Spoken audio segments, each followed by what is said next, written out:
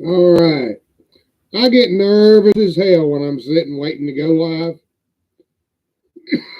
Excuse me. How y'all doing this morning? All right. What I've decided to do this morning is do an introductory Dragonlance stream. Now, the way I'm going to approach this, I'm going to cover all the bases. Yesterday's stream was kind of piss poor. I wasn't real satisfied with it. I mean, there was some stuff. I showed some of the gaming table and things like that.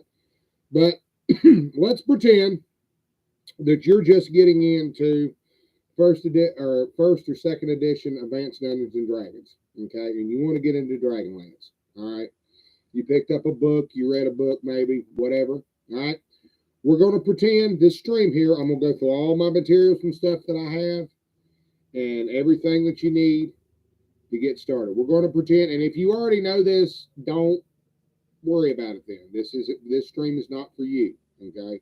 But for the rest of you, like I said, just pretend that we don't know anything, and we're going to go over the simple basics. Now, for y'all that have already tuned in before, I went ahead and turned my map around, the big Ansalon map, so we could have a look at it. Since we're going to go ahead and start this stream out, we'll go ahead and turn it around here. So let's go ahead and get her turned around. Ta-da! Okay, and as you can see, got a very large map of Ansalon. Big some bitch. Look at that. See there? You can see it. You can definitely damn well see it as long as my camera don't fall over. Toast. Toast. Toast. I'm just checking my camera. All right, good deal. Just making sure. All right, checking audio, shit like that. See, I like this. I can write on this damn thing. All right, guys, let me point this out to you. All right, just to give you an inkling of the journey in this damn thing. Okay, remember Kindermore? All right. Now, the logistics on this is fucking crazy because if I'm thinking correctly, okay, they're having a measurement scale in miles, which is 100 miles across. And I'm going to get out all my basic stuff here in a minute, okay, guys? We're just going over this as an introductory, and then we're going to jump into the basic stuff. Or I'll do a little bit of everything today. We'll even do the new beginnings thing. We'll look through that again. All righty. We're taking our ruler here. Let's see here where we're looking. Let's do 10. Okay, save the ruler. Shit. Take a ruler, measure it out. It's about 2 inches, which is 100 miles. Right. Okay. Every 2 inches is about 100 miles. 2 inches is a lot of snow, but it ain't a whole lot of dick, is it? Excuse my language. Hell of a lot of snow and a little bit of rain, but it ain't a hell of a lot of dick. Okay. I'll point it over here. I'll bring the camera down closer to the map if I need to. Okay. So, roughly about 2 inches. That's about, according to this map, that's about 100 miles. Okay. So, let's see. Where Dragonlance normally takes place at. Okay. He's in Solace, right? Okay. Let's find it on a fucking map here. Okay. There's Zach Saroth. That's the first book right there. There's Solace. Okay. And so from which is roughly from Solace to Zach Saroth, they traveled roughly about 50 or 60 miles at least. If we're going by what the map says. I'm guessing that's about it. Okay, and we'll check it again. All right.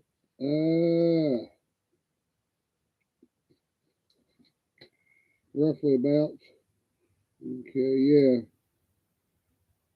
0 to 2. Damn it. Let me get my chair out of the way here. I hate it when my chair gets in the way. All right, let me check. Okay.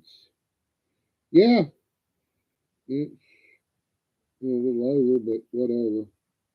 It's a little bit over 2, but 100 miles. So that's, yeah, starting from the very end all the way to there. That's roughly, if you're looking at it, 2 inches. That's about 50 miles, maybe 50, 60 miles, something like that. It's not a full 100, see, because from right there to there is roughly 100 miles. So we're in between that space from there to there. Okay. So let me show you what I'm talking about. Remember the scale in miles. You can see it. Okay. We measured it out. Might be able to see this. Okay. You see that? Okay. Roughly. Okay. So now that you got your measure there, okay, a little bit past the 2 there. All right. That's 100 miles. All right. We get close to it. We figure it out. Like I said, it's a fantasy world, so it's not 100% accurate, is it? There's all kinds of fucking flaws to this map people have talked about. The terrain doesn't match the real world. They've got stuff now, I guess. Hello, whoever's coming in. Hello, whoever's coming in. We're just now starting up. I'm going over the map. We're going to do an introductory Dragonlance stream. We're going to pretend that we don't know anything about Dragonlance. So I'm going to show all the introductory materials and stuff that we need. And then I'm going to grab the New Beginnings, which is the introductory AD&D module that they did for Dragonlance for people that don't know anything about the setting. And we'll roll through the first couple of pages of that. So I got a whole bunch of stuff. Okay. Right now, we are charting Kindermore. Okay. The journey that he made. Okay. Now, the bounty hunter came and got him. Okay. The bounty hunter came and got him. Let's see here. At shit. Okay. There's Solace. Okay. Right there. And they drug his ass all the way to Kindermore, which is out here. Okay. So, damn, that's a long way. That's a real long ways. Okay. All right.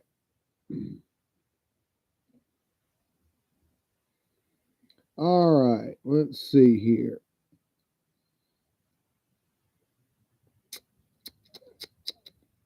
Do. God damn, that's a long way. Look how far he's got to travel. Jesus.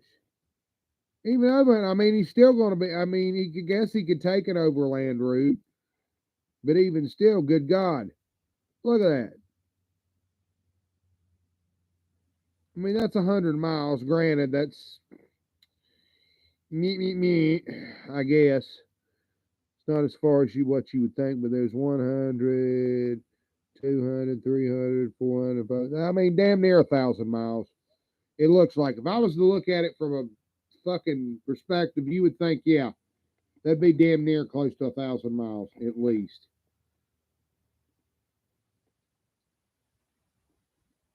I have to get it out to scale just to fucking measure it, but I'm pretty sure somebody could probably put this thing down on a grid and measure out the exact location of how far something is. They've got digital maps that do that shit now. Okay. All right, let's go back to the introductory stream here. We were just seeing here if we could calculate the journey that Taz made from Solace to Kindermore. That's a long fucking way. Now, it's been a couple of years since I've read the book, so it's hard to say. Okay, guys. Pretend you don't know anything about Dragonlance. When I first started, I was very confused, okay? To get into AD&D 2nd edition, if you try to get the original books, like in their actual as they were originally sold in retail, you're going to be spending you some money, okay? It's a hell of a lot cheaper. You can find it in PDF form. I'm always in favor of getting something legally if it's available, okay? Usually you can get something like that at drive-through. You can get it in PDF form. You can also get it in print on demand. Those you can definitely get on print on demand. Now, I will share with you the best kept secret, and you can also get it from Drive-Through RPG, and it won't cost you a friggin' dime. All you have to do is sign up with an account with them. Doesn't cost you anything. I know because I did it. I even printed out my own version of it. Let me show you this. Okay. First of all, let's start out here. Okay. Now we're gonna pretend that you don't know anything about Dungeons and Dragons. Okay. So this stream is for you guys. Okay. Pretend you don't know anything about it. All right. It's more than I knew when I started out. Okay. It dawned on me. I'm sitting here rambling on. I'm thinking, does anybody know what the hell he's on about? I get that a lot. Whatever. Oh, fuck. Anyway, no, I'm a good natured person, honestly. I say give everybody 2%. Okay, even if the person's a complete asshole. Okay, you might not be able to find common ground on them. You may hate their politics, but you don't have to go home with them. But if you can find common ground on just one little thing, give them the 2%. Everything's fine. Okay, think of it that way. Your life will get a whole lot better when you do that. Okay, this is the Dungeons and Dragons Rules Cyclopedia. Now, technically, you can pick this up right here. You can get this from drive-through. You can get it. I printed mine out. Okay, I got it in PDF form, and I printed it out. Okay, I've had the PDF for many, many years. I'd gotten it a couple of years ago. I just never got up enough to be able to print it. I mean, this is a lot of printer ink. I'll tell you that right now. Good God Almighty. This thing right here, yeah, it's an entire book, and I had to bind it. I had to make a binder for it. Okay. All right. But this is basic D&D. Okay. There's not a whole lot of difference between Dungeons and Dragons and Advanced Dungeons and Dragons. Over time, Dungeons and Dragons had so many rules to it that eventually they compiled it into Advanced Dungeons and Dragons. Basic D&D didn't have things like proficiencies or multi-classes or anything like that. There was a couple of little odds and ends in basic D&D that were specific rules that were specific to D&D, the original D&D, the box set and all like this. When you see this logo, this is the original Dungeons and Dragons logo. Anything with this logo is Dungeons and Dragons. Okay. That was when it was in its heyday anyway. Okay. This logo. Okay. This is TSR. Hallowed be thy name. All right.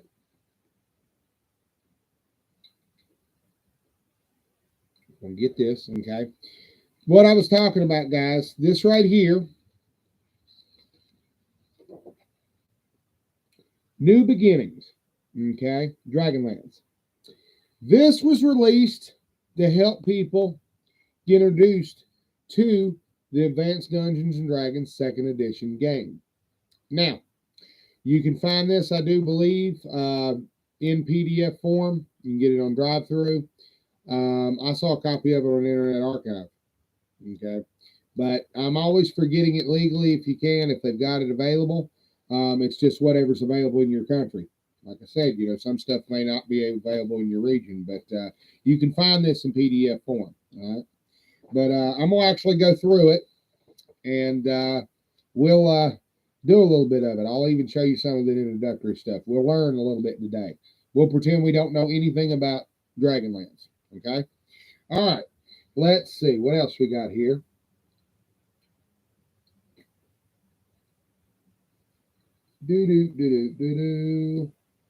Okay. This is,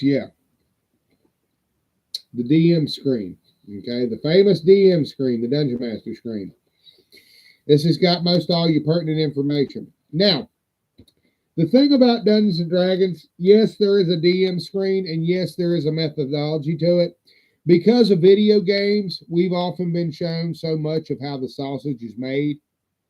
Back in the heyday, when you were playing original Dungeons and Dragons, oftentimes the DM did not show you the process of how they made the roll. Okay, the modifiers and stuff. Usually he gave you a 2-hit number and you knew your hit points and maybe your armor class. But other than that, you didn't know anything about the enemy's Thaco or his armor class or anything like that.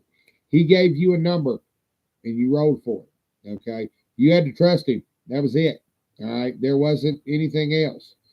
And then as it got more complex, see, that's the problem with fifth edition, okay, and third and fourth and fifth. Once the process was that it was on a battle map and the miniatures, and it started to become like a video game, every single thing. So it says, well, this says I get +4 with my fireball and blah, blah, blah, blah, blah, because they're used to playing it like a video game. Okay. So they study all that. Character builds. Yeah, builds are fine when you're playing a video game. But for the most part, okay, you had a bare bones amount of information about your character. Usually you had stuff that you knew. As advanced Dungeons and Dragons came in, that's what it was. You had stuff that you would actually make your character, and it was a little bit above just the generic dwarf, halfling, thief, thing like that. You had characters that would specialize in different classes and jobs and shit like that. Okay, let me show you what you need here. Okay, let's pretend you don't know shit about Dungeons and Dragons. This is 1994. Somebody has just shown you something, and you go into a bookstore and you don't know shit. Okay, all right. If you'd walked into a bookstore in about 1994, 93, the bookstore was right beside the music store, by the way. So it was 93. They were playing Spin Doctors on the fucking Spin Doctors and Stone Temple Pilots on the damn PA. That and damn, probably that Beavis and Butthead album, because it had just come out, literally. The one with Cher, okay? Yeah, this is the kind of shit that they were playing on the radio. All right? Yeah, great. Chrissy Fairs live. I'm going to shut up, Chrissy. Go eat Chrissy out. She can. Hi, Chrissy. Piss off, Chrissy. Bye, Chrissy. That's just a notification.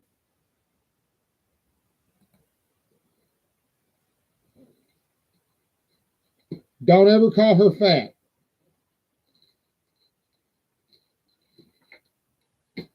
That's Chrissy Mayer. I am not a demagogue. I watch these people purely for entertainment. Okay. Anyways, all right. This is the original player's handbook. Okay. This is what I bought when I first got my first set. I walked into Walden, but it was in January actually. Okay. I bought the DragonLance books, okay, the novels. I bought Kindermore, Brothers Major, and I believe Heroes of the Lance were the first 3 DragonLance books that I bought, okay. I went home and read those, found out about the game, and then come January, I think it was right after Christmas, because I'd gotten HeroQuest, I think, for Christmas, and so I was chomping at the bit, and so by January, when I got my first allowance, or something. It was right after Christmas, whatever. It's still a kid, so it's you got money every now and then, and what you got you used. Okay, you might get some money about every 3 or 4 months. You might get $40 here and there. Okay, it was not consistent. You might, if they had, your parents might give you $40 on occasion. Once I got on up, about 15, 16, I mow a couple of yards or 2 and get that money. Okay, get that paper. You do your chores, whatever, get that paper. You know how to do it as a kid.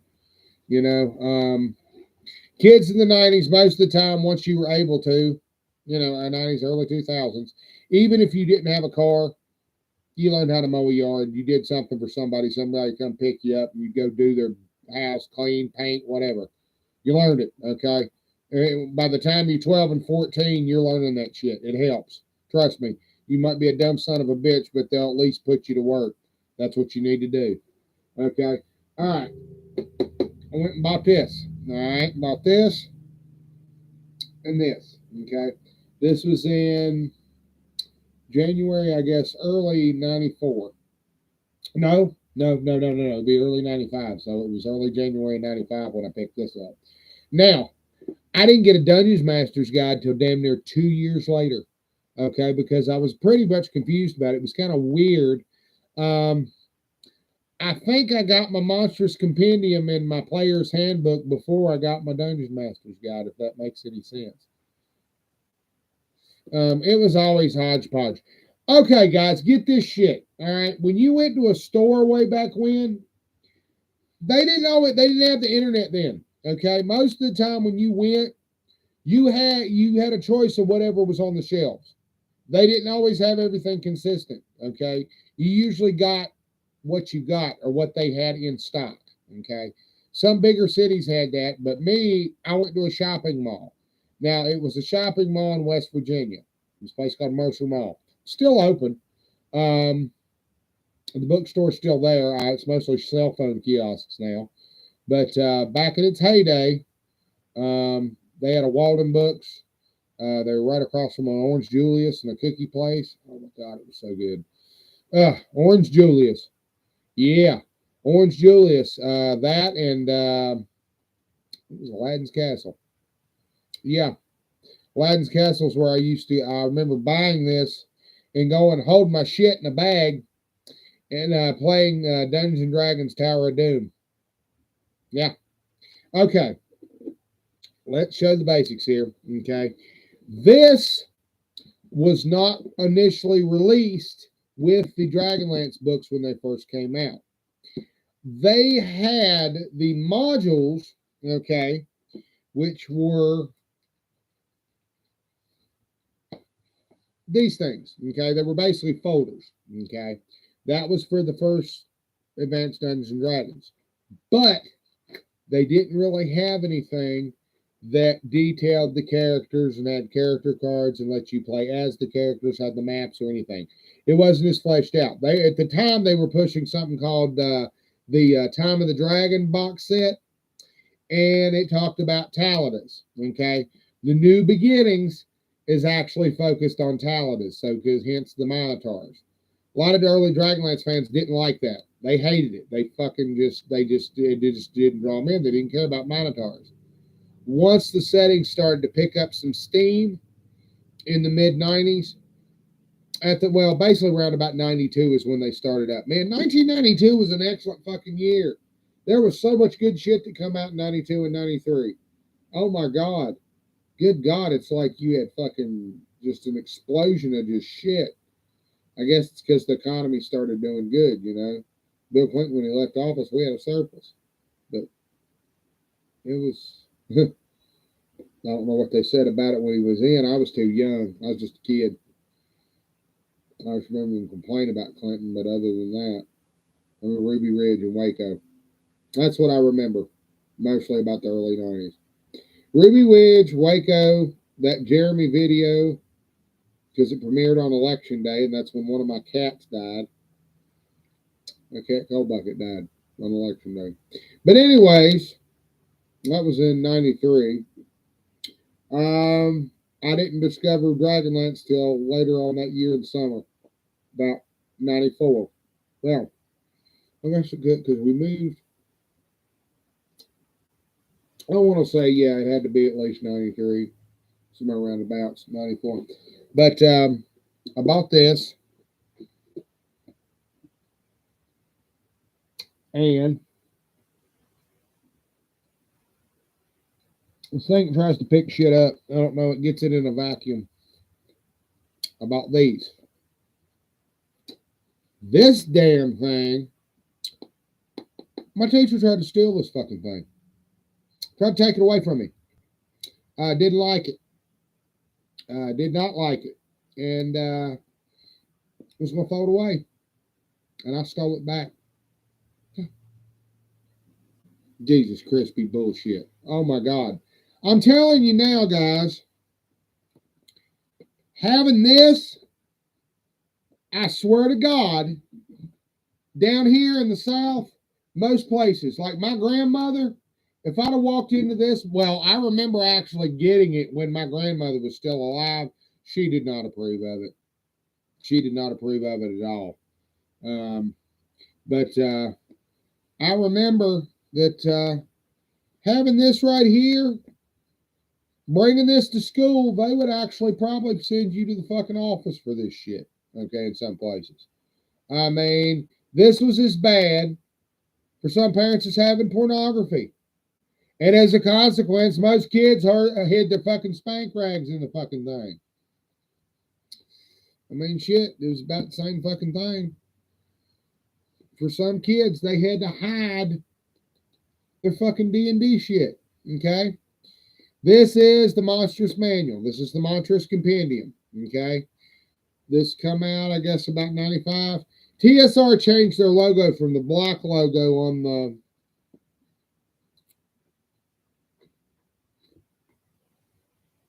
the original logo right here. They changed to this right here. Okay? About 95, right before they went to Wizards of the Coast. They sold to Wizards in 99. They were already going over. Magic the Gathering was picking up, so Wizards had enough clout to be able to buy them out. They had already been doing supplements and stuff. They had I don't remember how it was, but they had started out as a website selling a lot of D&D oriented stuff, and then later on they had Magic the Gathering. And once Magic took off, everything went to card based. Everything went to card thumpers, and that shit just went out the window. This became a footnote for a while. I mean, people didn't really play it. There are people that played it, but it just, you heard crickets. I was pretty much left with this shit, and I was like, well. And for years and years and years, I was an odd duck because this is what I read over. I tried to teach myself to play it. The hardest damn thing, guys, is the fact that the information in these things are so spread out. They don't give you a proper procedure and how to do everything. How to make an attack roll, how to set up a character, little odds and ends like that. Once you learn basic advanced Dungeons and Dragons, it's fairly simple. It's not hard at all. Once you learn how to do the initiative roll and make a hit roll and learn how armor class works, everything other than that is secondary. You learn how to make an ability score check. Other than that, there's nothing else to it. You just tell the DM what you want to do, and he lets you know if you want to do it. That was it. There was no real heavy combat in this. They said this was more than just hack and slash. Okay, you can make it as simple or as fucking advanced as you wanted it to be. That was the beauty of this right here. You could tailor it to whatever you wanted. Okay, all right. Let's see here. So we got the big three. So pristine. About these son of a bitches. And I've got them marked. I think I got my first one marked here when I bought it. I think I did.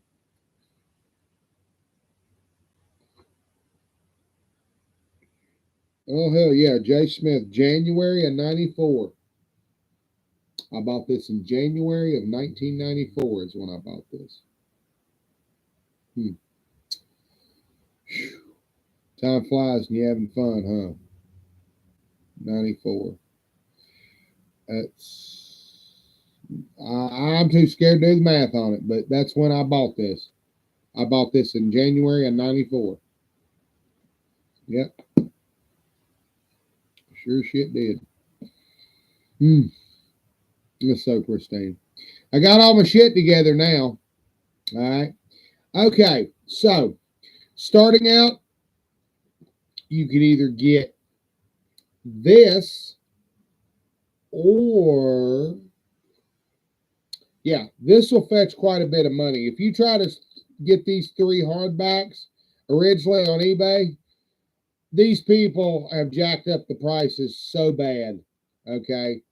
I would advise you go to drive-through. I don't care if Watsy gets a little bit of the fucking money. Don't be a fucking child, okay? There's 30 years of shit that was out before they ever owned it. I don't think they've altered or changed anything in it, so don't worry about it. But if you can find the originals, it's great. All right. But you get them in PDF form. Okay. It won't hurt you. All right. But we'll go through it. I can pull this out any day and do a stream of this, guys. I can set this thing down on the table, set the camera right in front of it, and let you all read it. Okay, we can read through every fucking bit of it if we want to. Okay, if you want and you see this video later, you can leave a comment down below if you got any questions, and I'll try to answer whatever. If you want to add something to it, like I said, I'm not the smartest asshole in the room. Only time I got something right usually is because I screwed it up the first time. And I make mistakes, okay? But when I make mistakes, I'll admit that I made a mistake on something. It's like the other day, I thought fucking Jeff Easley was dead. No, it was Keith Parkinson that had passed away. The fellow who had done EverQuest. That's an Easley behind me. Dragons of Flame. He's very much alive. See, but I'd made the mistake. See, I admit it. I don't have any problem with that. Okay. All right. We're going to set this here. I got a whole bunch of shit to show you. Okay. I'm going to show you how to play this whole fucking thing right here for nothing. Other than the fact it would cost you to print it out, but technically you can get the PDF version. So if you're watching this on a computer, you most likely have a computer, you can read it, and it's not going to cost you a single thing if you listen to what I tell you, okay? Let me show you the best kept secret in the gaming world. It's like having this. Just a second.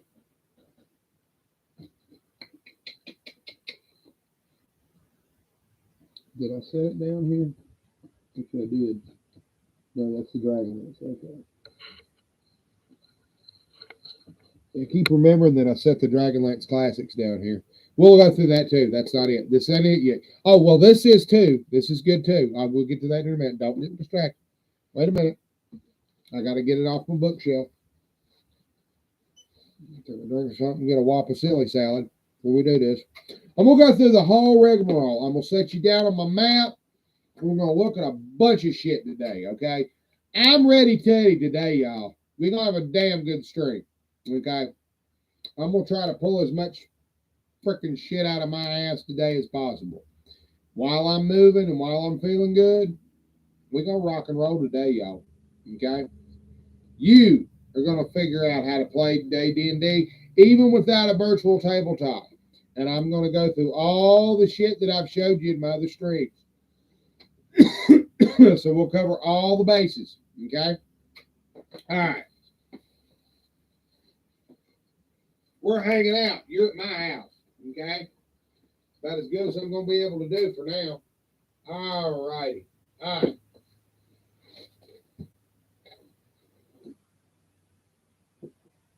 Now, I don't want to get anybody confused here, so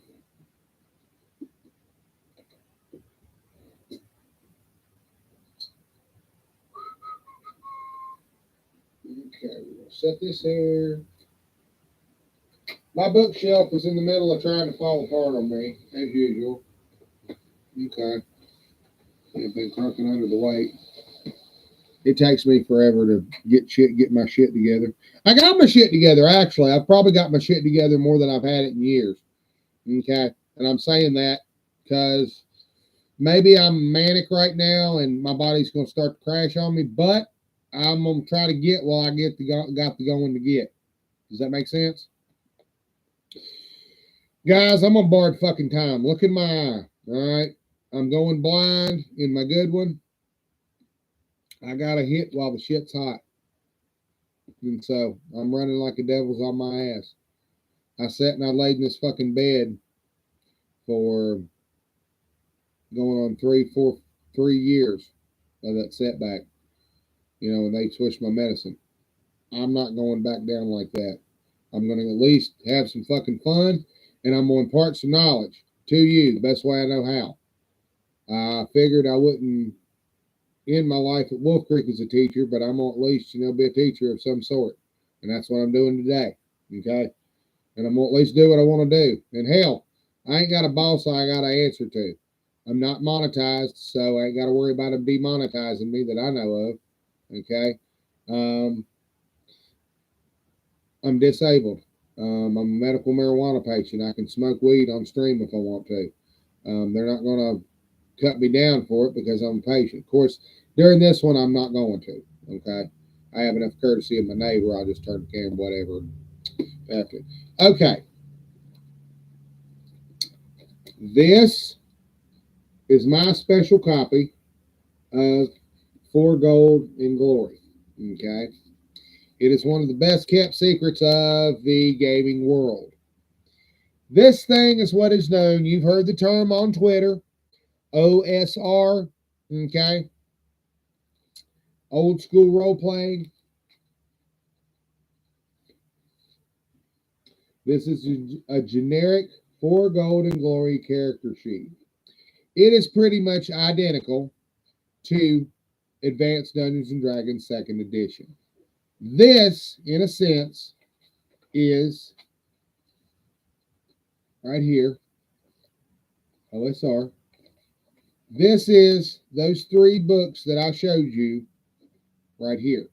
This was done so they could continue to publish Advanced Dungeons and Dragons 2nd Edition materials and not get sued by Wizards of the Coast. Okay, because people still play Dungeons and Dragons, Advanced Dungeons and Dragons 2nd Edition. They still did, even when it went to Magic, but they didn't have anything official from Wizards. Wizards didn't want it. Their version of D&D, they kept changing every fucking edition. People got tired of that, so they went to OSR.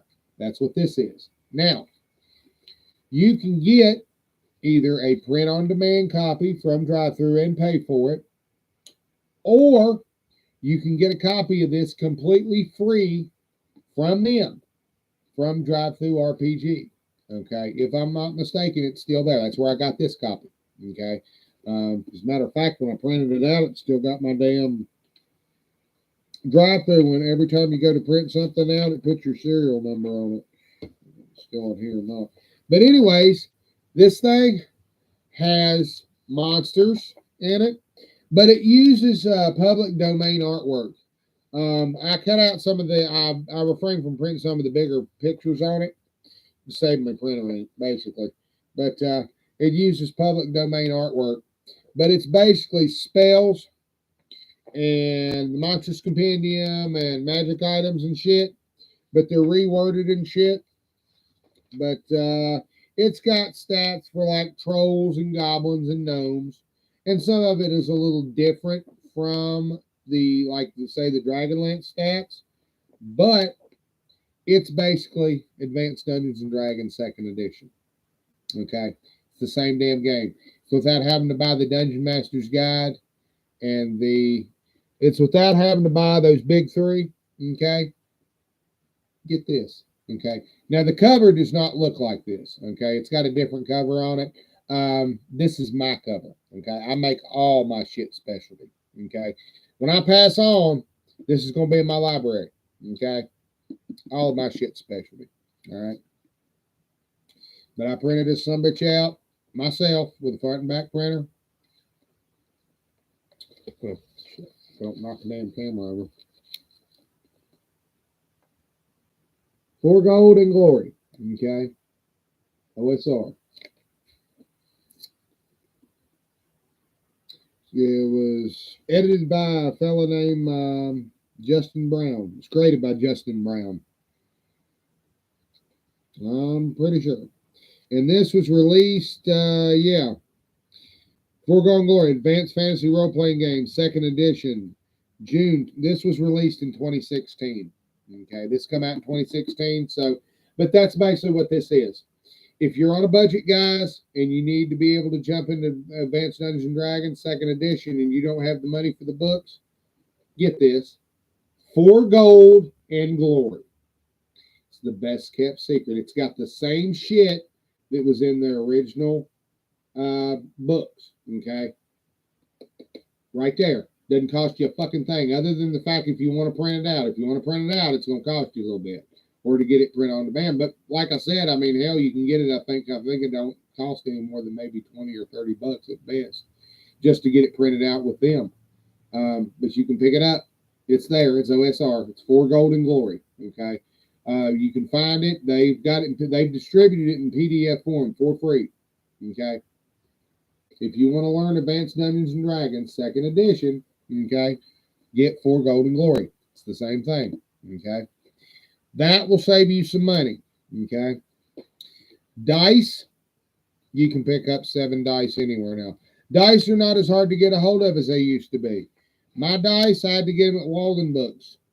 I think I paid about 13 bucks for the damn things when I bought them. Oh boy. Yeah, it was particular. All right, what else here? Let's see here. Now, as far as introductory Dragonlance here, let me show you here what you need to get started with Dragonlance. Okay. This is what the experts, okay, anybody that's in the gaming sphere wants you to start out with traditionally, if you're playing Dungeons and Dragons. This is first and second edition, okay, mind you.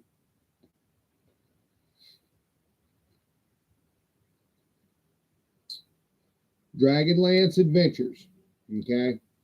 This one, you know what? I overlooked this one for years and years and years and probably could have picked it up from a library and didn't know what I was looking at, thinking that it was just some kind of weird damn gaming supplement. Didn't know it was the introductory one.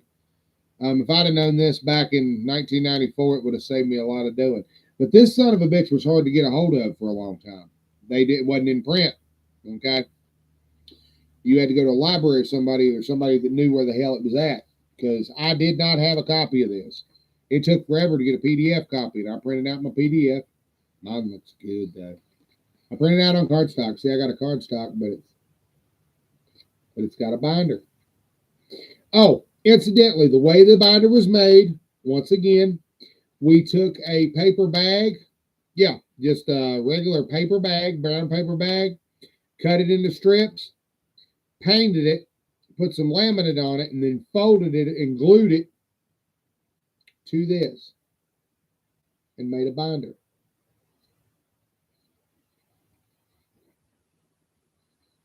Pretty cool, huh? Pretty sweet. Okay, but that's this Dragonlance Adventures. This is the introductory thing for the AD&D game. Okay, this came out before the box set. Okay, but this was really all they had. They didn't really have any maps. They didn't have any character cards. Later on, after the modules were released, like I said, when I made that joke about DL5 didn't come out until much later, it didn't. It was the source book. Okay, it's the splat book. But it didn't come out until much later because all the stats and stuff, they were still getting this shit together. Okay. The books had gotten popular, and then they decided finally people wanted to actually do the actual Dragonlance adventures and shit. You had the modules and shit, you had the first 2, but you didn't have this whole bunch of shit.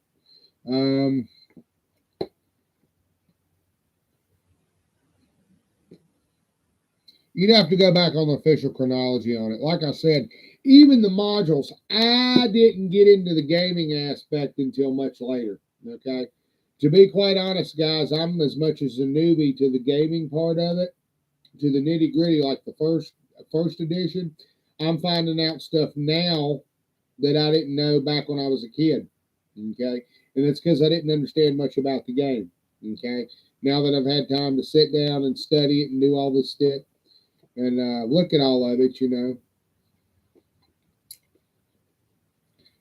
I'm taking Raceland's ass to Ravenloft, okay? That Black Roses Bloom, I'll show it in a little bit, okay? I'm taking his ass to Ravenloft. Black Robe Raceland. He's going after Kitiara. Yes. Dragonlance in Ravenloft. Their asses are going to Ravenloft. You bet your butt on it. That's these are introductory modules. Wait just a second here. What is it? Okay. Like I said, it's Dragonlance Adventures. You want to try to get a copy of this. This is in PDF. You can get it from drive-through. You can also get it in print on demand. Okay, it's fairly common. A lot of people pick this one up. Go ahead and pick this up. If you're interested in playing Dragonlance, get a copy of it. You have to have a copy of this. Okay, you're stupid not to. This will bring you up to speed on anything concerning the original Dragonlance lore as far as second edition. Okay, most people refer to this one more than they do the box set. Okay, the World Book of Ancelon. All right, this one is actually, they take more stock in this one than they do the other one. Okay, so if in doubt, refer to this one. Okay, all right. Book of Layers. Now, things like this, these were supplements that were released. These are just, as they say, they are adventures set in Ancelon that can be played in a single session. Yeah, it's basically designed to be inserted into existing Dragonlance campaigns or played alone as an evening's entertainment. Designed for characters with levels averaging 6 to 10, and also suggestions for making the encounters tougher or easier. And these are just basic. Now, the thing about these modules, a lot of times the people that wrote the modules didn't necessarily know a whole lot about the Dragonlance lore. All right. This can be a thorn of bane in traditional Dragonlance fans' sides. Okay. As I get the idea, the box set, the Tales of the Lance box set, and this little fucking culprit right here, New Tales, Margaret and Tracy aren't exactly fond of. They had already left the company when this was written, so they really didn't really have any hand in what went in it. This one, both of these widely divert from the canon. Okay, these are purely Dragonlance gaming materials. Okay, if you're not worried about sticking to canon, okay, then they're fine. But a lot of the shit in this one and this one does not play out like the books. Okay, now with that said, this right here, and you can pick this one up from drive-through. Okay, I paid about $10 for mine, right? And then I printed it out. I laminated the son of a bitch, and it looks fucking gorgeous. I love it. See, I made a binder, front and back printer. Put my maps in the back. Of course, these I can't pull out, but like I said, I can always set it on the glass if I have to. And see, when I got these in PDF form, all I got to do is just print one out and slide it right under the glass. As a matter of fact, I think I'm going to do that. Yeah, that's a perfect fucking... Hell, I should have grabbed that map. I wasn't even thinking about that. Should have done that yesterday. I'd have that big honking son of a bitch right there. See, because I can set this one, and then I can use the end of the last home. You'll learn to make your maps smaller eventually, because you'll only use like that terrain map, the one other side of that big map. You can only really use it when you're traveling on terrain. I can't really see use in it in a regular, and my table's not big enough for it in the battle map. You use one or the other. You don't really need it. You just need a piece of paper. You slide it under the glass and you're ready to rock and roll.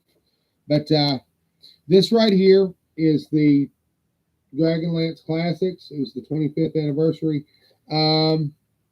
This was right before TSR went out of business. Okay, they sold to Wizards. But this actually has Saga rules, which is their card system as well. But it has Advanced Dungeons and Dragons rules in it. If you wanted to get close enough to get basically a good barometer on how to play the novels, get this book. Okay? This is $10. Okay? If you go to the drive-through RPG right now and get this for Gold and Glory, which won't really cost you anything, they'll put it in your cart for you and just print out the PDF for you on your account. And quite possibly Dragonlance Adventures, you've got everything basically that you need to play Dragonlance. Okay, if you want to play the novels, whatever. It's got all the character shit. It's got all the encounters. It's got stats. What's really hard is their Monstrous Compendium. Now, their Monstrous Compendium, you can get it. The DragonLance, I think it's called DL3 or DLM4 or M3, something like that. I'm trying to remember the number on it, but it's the DragonLance Monstrous Compendium for 2nd edition. They were put out in binders. You can get it in PDF form. I recommend you get it, but most people use the monster sheet. Get the basic one out of the modules. If you can print it out, I'll show it to you here in a minute. Get the basics from the basic modules if you can. These. All of these. Now, they made 1, 2, 3 bundle packs. There were the original modules, and then there were the original modules that were converted for 2nd edition. I don't know if I can pull them up here on my computer. I guess I could, but I don't know. You can't really see my screen, so I'm not even going to bother with that. But they had a reworking of these. I think they show it on the inside of one of the, I think it's in the Monster Compendium. I'll see if I can't point it out to you here in a minute. But they repackaged all of these for 2nd edition. It's got the 2nd edition stats. Some of the maps have been reworked, little odds and ends like that. But if you can, get a hold of these. This is the only original that I own. Okay, right here. And see, this is what the original modules look like. Okay. You got DL1, which is Dragons of Despair. Dragons of Despair, usually you can find it for free. It's been around for a while. I found it on our archive, but I also paid for it. I paid for a version of it. All right. Now, they've got editions for 3rd, 4th, and 5th. They sure as hell did. If that's what you want to play. This is for 2nd edition. But see, this thing, there wasn't nothing to it. There was the map. Okay. It was a folder, is all it was. It was just a little teensy little folder. Okay. And it would fold out. Okay. You had your cardboard. See? Plumber. That's all it was. This is an original right here, guys. So when you get it in PDF form, it really don't fucking matter. Everybody's talking, oh, I want the originals. Good luck. I got lucky and managed to find this for about $12 on Amazon. Yeah. You won't usually find them in this condition like that. But like I said, well, okay. I digress. This thing has been used. Okay. It's still used, but it's in really good condition. If it was like brand new, where it was like in the plastic had never been broke on it, that would be mint condition. Okay. But yeah, it's the original. It's the one that I own. Let me put it back in the plastic so I don't fuck it up. You protect them like your comic books. But guys, if you've got any questions about any of my stuff, you leave me a question down below. Like I said, I don't bite, honest. I'm not going to tear your head off. I know I may sound a little rough around the edges, but if you've got a legitimate question, I don't have any problem with that.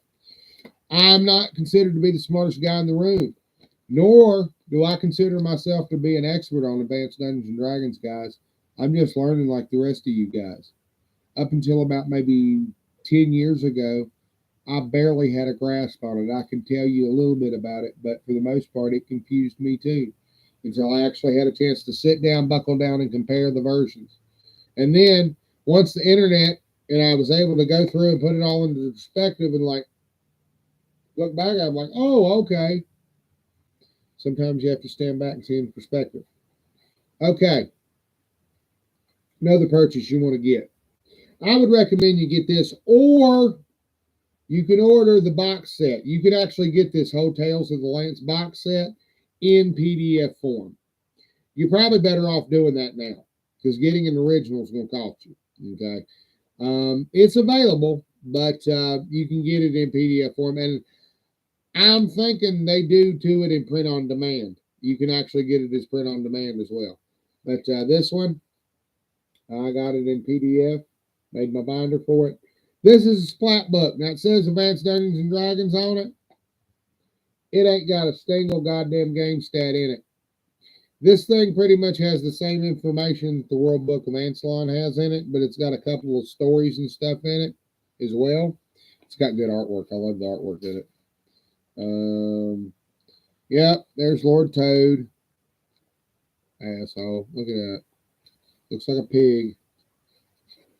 Bacchus, Ariacus, Verminaire, Golden Tongue.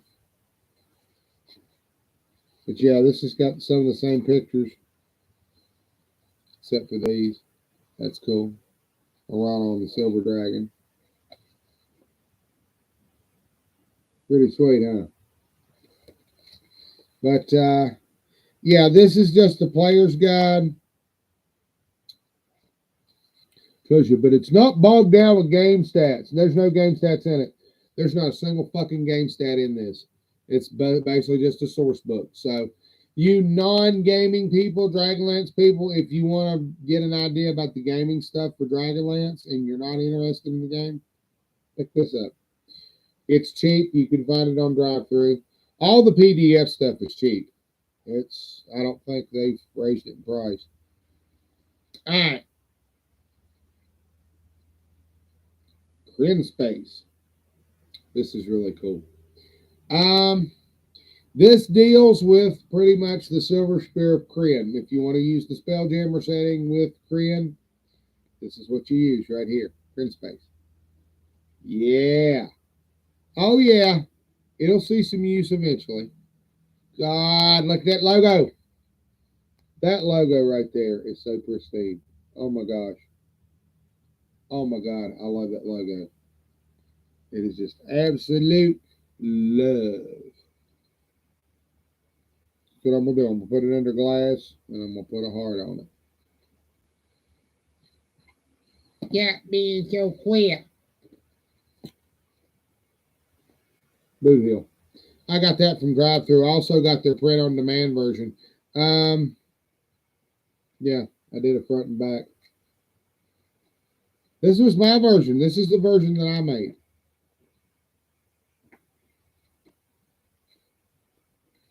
Just had a binder affixed to it. We made that. Just took a paper bag and painted it. Stuff like this, okay, you can do these yourself, okay? They're not that hard to do. You just have to glue them and bind them, and they'll pretty much stay intact. I ain't had a chance to play this yet. I picked it up because basically I need some mechanics for guns and shit. Well, I'm working on Kryn 1876. It's an idea I got rolling around. Okay. Yeah. But this right here, guys, you can get this in PDF form now. You can get this. You can get the Ravenloft. I just picked up the Ravenloft one for second edition. All the second edition shit, guys, is available in PDF form. Hey, I'm going to tell you something. 2 words for you. Internet Archive. Type in Ravenloft. You're welcome. Just have a look-see. Okay? I don't know. I don't know who put them up there. But I thank them. It's a free library. This stuff is way out of print. It's been out of print for decades. Okay? Drive-through just now got permission to post them, but really they're putting reprints of somebody else's PDFs. See, this shit is out of print. It's been out of print for a long time. Yep. Now, this right here, most everybody, if you want for posterity's sake, you can pick up the original Dragons of Despair. This is DL1. Okay? This is the original first module. Everybody gets a copy of this. Okay? It won't hurt you to pick up a copy. Okay? If you really want the Heart of the Dragonlance, pick you up a copy of this, regardless if you understand the stats or anything in it. Pick it up and read it. Okay? And then take a look at the original novels and get that contrast there. Okay? I'm telling you, it's really, really cool. Okay, let me put this under here. All right, we're going to go ahead and put these back on the shelf so we don't lose them. Okay. This one we'll go ahead and keep out. I keep my Dragonlance stuff out. I've been sorting through it just to see what I need at my gaming table. So I've been keeping the stuff at hand. For the most part, it's doing pretty good. I've only printed out the stuff in PDF that I knew I was going to actually use.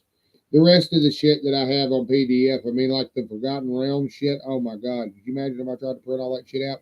I went and printed out Oriental Adventures, and I printed out the Soul Forge.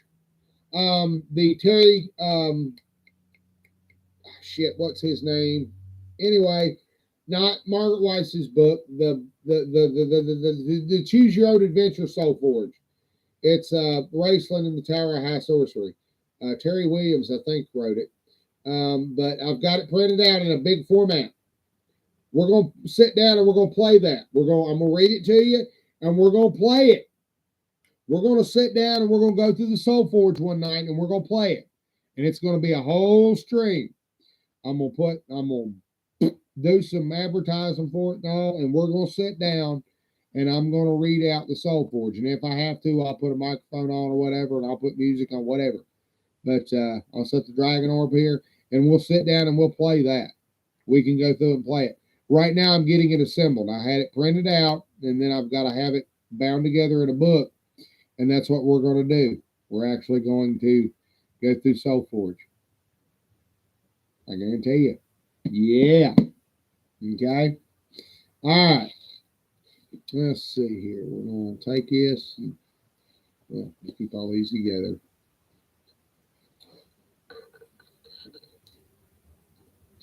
It's for gold and glory. Best kept secret in the world, boys.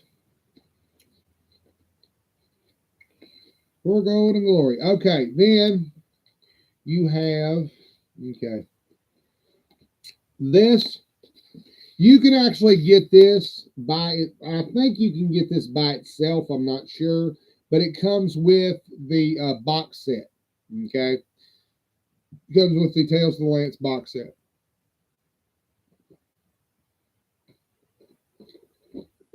This.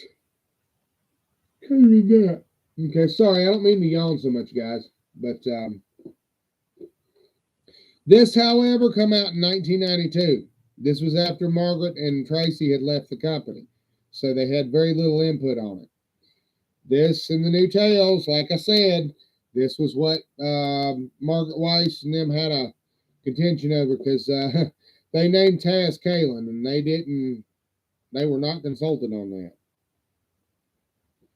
Okay.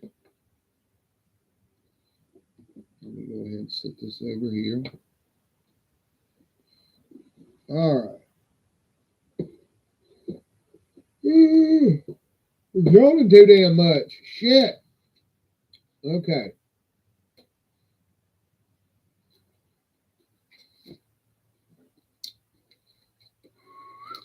New beginnings. Okay. Set this here. Oh, what the fuck? I'll get out new Tales and Book of Layers and new Tales too. Fuck it. We're gonna go through the dragon. We're gonna go through some introductory Dragonlance shit just to read out and show you how it goes. I told you we're gonna have us a stream today. We're not leaving without some Dragonlance content. I promised. Okay. All right. Dice are plentiful. They know how to get dice. I pull the shit out as I need it. I keep dying. Damn. I'm not sleepy. Antsy, maybe. Okay. All right, let's go back to the battle map for a minute. All right. I'll get out my maps here in just a second. We're going to lift this sumbitch off the table. Try not to pick my nose on cam. I know. I fuck up and do it all the time. All right, let's go back to the map here. All right, I'm going to point this shit out to you. All right. All righty. Let's do a little bit of geography here. All right. Dragonlance geography.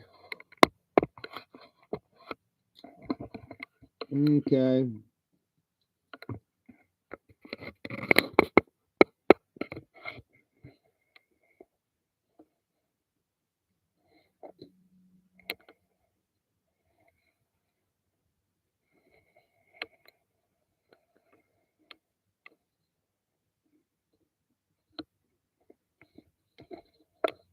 Okay,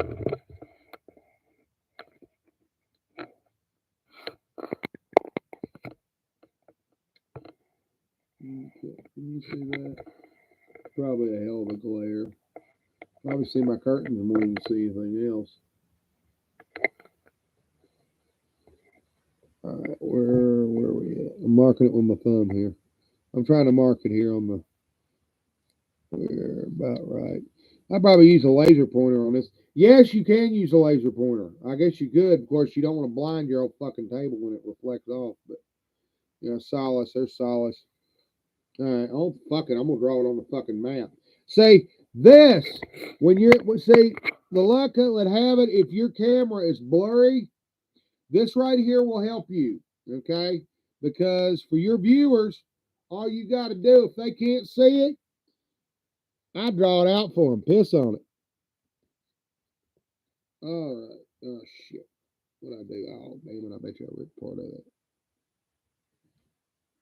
All right. Watch this. What in the hell? Oh.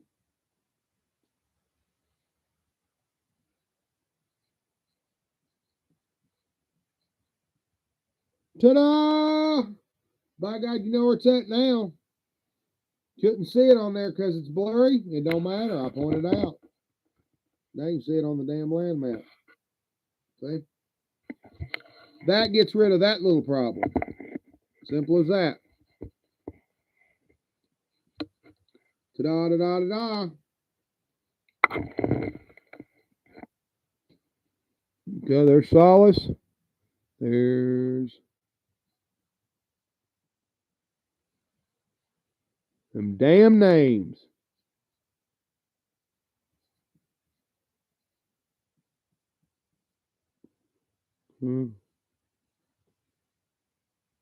Right?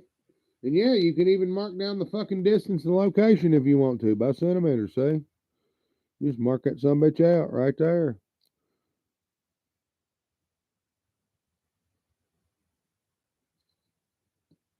Right? Well, shit, I think we overshot it a little bit, but you get the idea. You know what? I guess it helps. Yeah, and when I erase it with my fucking sleeve, hey, but at least it comes off. No, I don't have any kids, so I don't have to worry about them fucking up my damn. Knock on wood.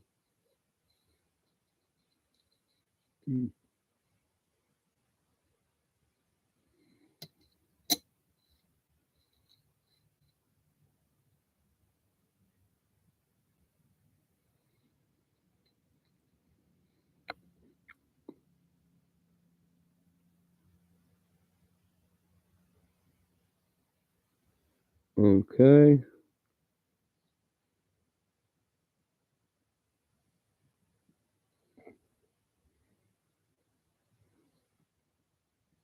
It helps when I don't move the fucking glass. Okay. But see, it does. It helps mark shit. So, yeah, it helps a whole fucking lot. And then you just go down here and it's measured to what?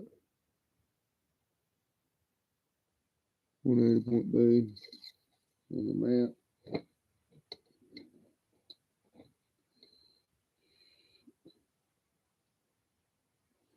I'm looking. That's roughly about 40 miles, 30, 40 miles. That's still on foot. That's a considerable fucking ways. For actual travel on foot, that's a hell of a way. That would still take a little bit. But it would make sense for the heroes of the Lance on the journey that they made or they traveled. But then, of course, they got captured in Solace again and taken south, and got ambushed by the Qualinesti and saved. And then they had to go to Pax Tharkas and save the prisoners, free them, and then take them south to Thurbarden to try to get in to see the dwarves.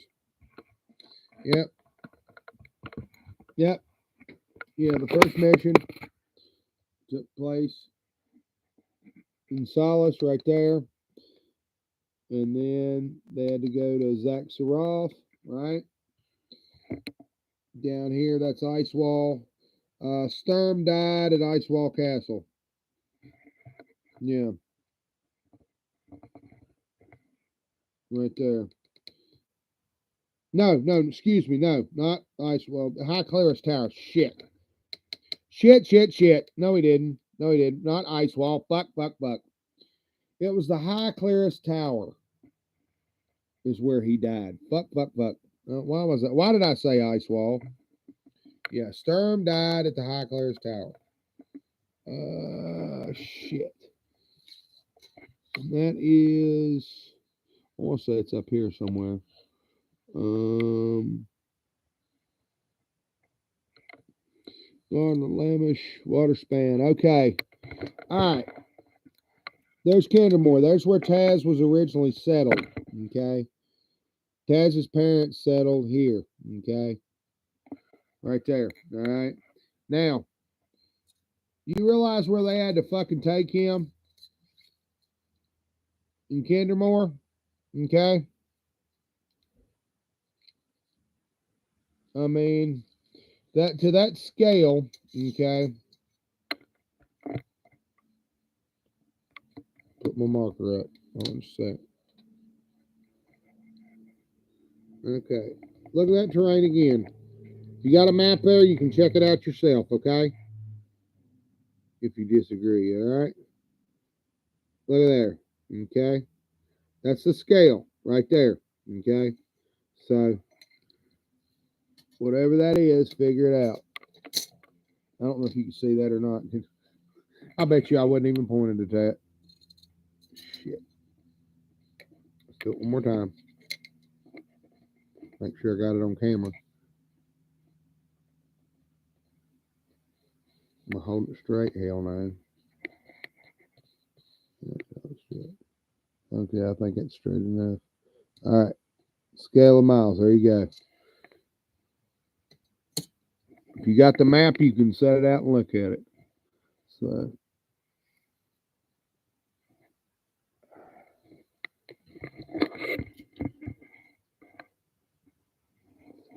50 miles.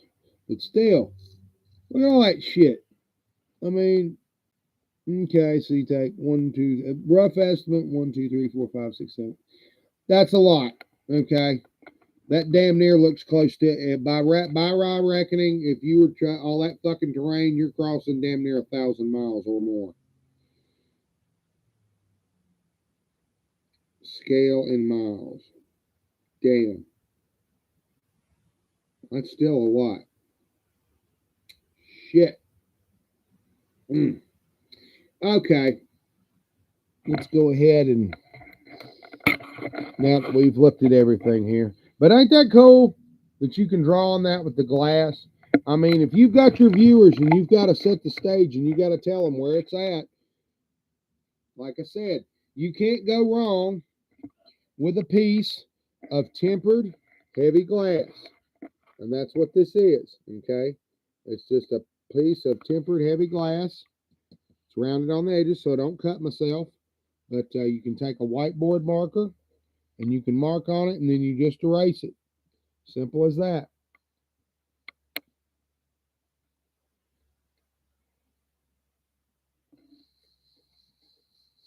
Ta-da!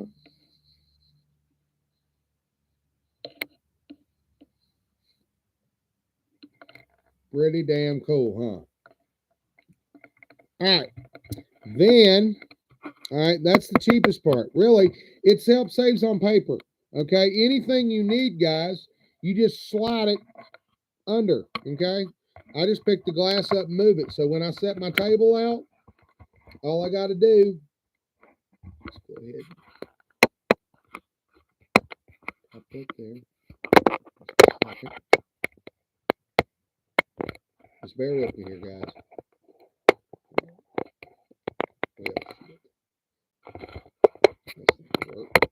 There we go.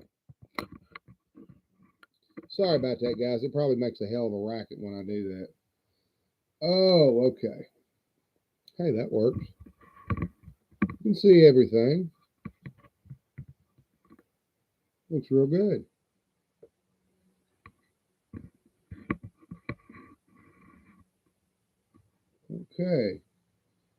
that'll do for a minute anyway. I'm trying to move it. I just don't want the camera to fall.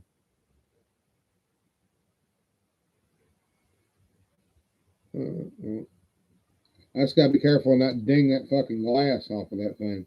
Okay, guys. Yeah, I'm showing a little bit of leg. Woo woo! All right. Let me back up here for just a second. I'm going to take a real quick break here. We're going to get shit ready. We're going to lift the glass up. We're going to reset the maps. Okay. Move my stuff here.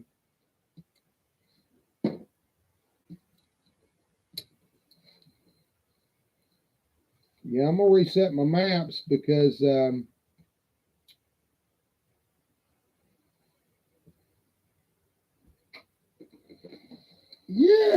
I am going to reset the maps. If I was going to do a general DragonLance stream, I don't know if I would even use that damn big honking map unless I was going to use. You can use it, I guess, for atmosphere, but really, I don't know. That big map in itself was okay, but using it for long term, I really don't know. All right, guys, hold on just a second here. I got a very delicate operation I'm doing here. I got to be careful and not screw anything up. It's still glass. You can still fuck up and drop it, and I don't want to do that. I'm actually glad I can actually lift it up because about 6 months ago, I was too damn weak to even lift the damn thing. I couldn't hardly stand up, guys. It was that bad. And I get like that sometimes. Oh boy, okay. What do I want to do? Do I want to put this back here? Or do I want to? I don't know what I want to do here. Let's not put it back on the. Do I want to do that? There we go. So when I do that, when I fold it over like that, more of it stays on the table. And I can get, then so much of it isn't hanging over. See, I can usually live with that. And that's not too bad. Okay, it's got the surrounding areas of solace and all that. Basically, if you want to play the basic DragonLance, it's got the areas and stuff, and you can use that as an overland map. It's the surrounding area. You got Crystal Mirror Lake. You got all their houses, their solace, in and around solace, whose house is what. They mentioned in the last home, Tika's house, Flint's house, all the caravans, all that shit. We'll pull that out and look through it. Hell, I'll go through it for you. No problem with that. Let me set some more shit down here, though, while I'm thinking about it. I was going to place the maps down for these. See, all I got to do, there's a map. I just set that down on the sides there if I need to, or I can use the end of the last home. So in this one, what I would use is, we're playing the first module, okay? Here's how I would set this up. First of all, yeah, I got a bunch of these. See, look at this. I printed these out yesterday. These were some of the ones that I just needed. These are just the general monster statistics chart on general shit that you'll encounter in the damn game. Okay. And I just printed some of these out. This is a good map of Skullcap. That is not in the original module there. I had to get that version off the second edition repackage, the bundle repackage, the reissue, the second edition reissue of that, of Dragons of Desolation. They did a little bit better map, so this is a little bit better quality. And that's good because I can use that with number 3. But that's not going to be coming until number 3 anyway. So you wouldn't use it. This would be used with DL3, this map. Okay. All righty. Now, see, all this shit, you can put it under glass if you want to, and just keep it at hand. This information, though, normally you don't really show to the players. But if you're doing it for purposes or whatever gaming purposes, it really don't matter. Old school DMs wouldn't let you see any of this shit, okay? If you're in tournament play, you don't see this stuff because, okay, the reason being, if you're in tournament play and you're playing for money, somebody could easily game the system and, you know, be able to win. Okay. That's why tournament play was done like that. That's why you have a DM's screen. Okay. Do you understand? Wargamings, they had war game tournaments. Okay. That's how that started out. And this is no different. If you were playing somebody for money, do you not think that somebody that's very fucking smart could fucking dicker with this shit and game the system to where they could get the advantage? Exactly. And in a gaming scenario like gambling, if you're playing for money in a tournament, you wouldn't want them doing that, would you? Okay. So that's why some of the rules are there for what they were in AD&D and D&D. Well, original D&D and AD&D, both. That Tomb of Horrors thing was actually a tournament module. That's why it was so tough. Yep. Okay, I'm streaming right now. Okay, be careful. All righty. Keyed Wilderness map. That's a little blurry, but it'll still work. I got a better one than this. Really. See, this is. See, now this is a hex 2, but it's smaller. You got your Quayshu village, Zaxaroth. Then you got your end of the last home. Pre and after Ember lowered it. That's after Ember lowered it to the fucking ground. That comes in the second. That comes in the second module. Dragons of Flame. Yep. Yeah, after Ember done torn the damn end down. It sucked. It really sucked.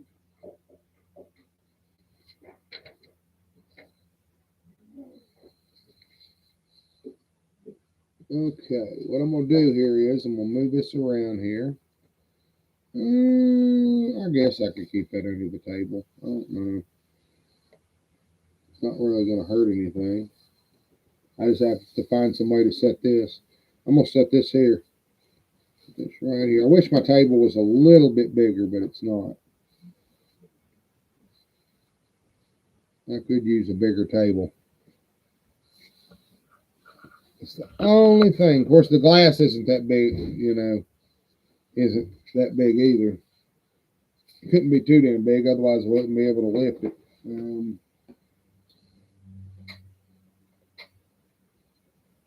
Where would I locate the map? Where would I want to put it if I was going to put it someplace?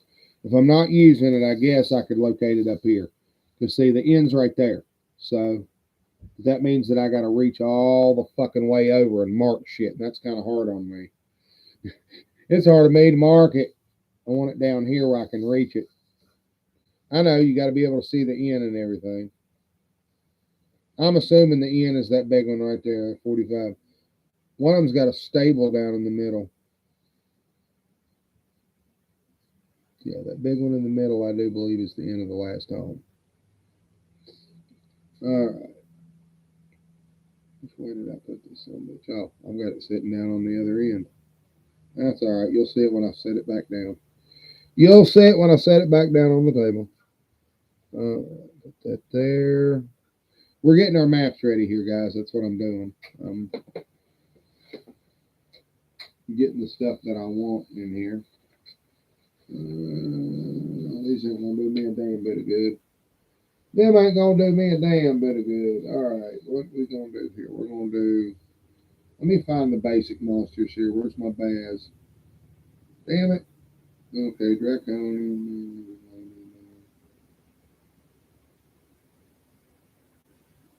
Okay.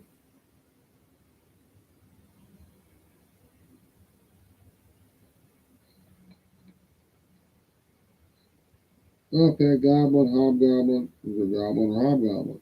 No. You fucking bastards. See, they do this shit to me. Yeah, whatever. Well, anyways, these two statistics charts are the ones that you would really need because they've got Goblin and Hobgoblin on here, Draconian, all the shit that you usually met during the original adventure. They got stats for Kinder. Yeah, some of these, I mean, they put other monsters on there that really have no business being there. I mean, you get shit like damn treants or will-o-wisps or wraiths or wyverns or shit, you know. Weird shit. Pegasus. Well, the Pegasus, you do encounter a Pegasus. It's a Forest Master, but it's still a Pegasus. Well, the Forest Master's a unicorn, but they have them run off on Pegasus. It's the unicorn. It's the Pegasus thing. It's an 80s thing. Definitely an 80s thing. That was the thing with the 80s. It was the fucking thing with unicorns. Alright. I don't even know which one to fucking use, really. Yeah, piss on it. We'll use one. I just want the one for the Draconians and the Hobgoblins, really.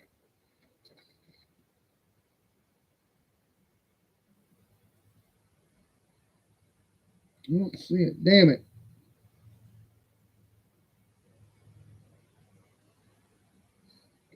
Fuck it. It's got the Goblin and it's got the Draconians on it, so we use that one. We'll use that one. I'm looking here.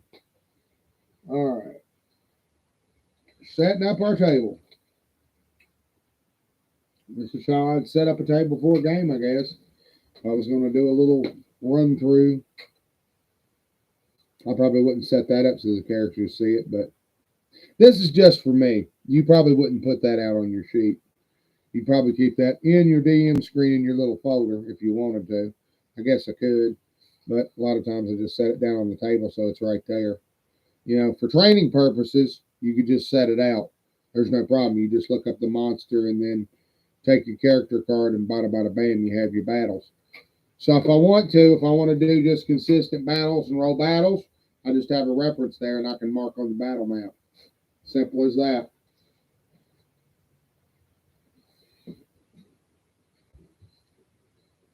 I can get a grid. I can make my terrain. I can do whatever I want if I need to. In the Bormium, I had that one there, but not too worried about that one.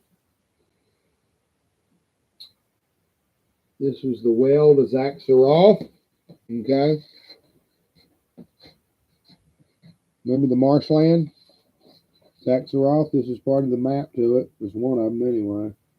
When they reach it, you could always slide that under there too. Yep. And there's ways. There's ways. Yep. It's just you set the scene and then bada boom. Simple as that. You put it where you need it. And then you put your thing over top of it and bada bam.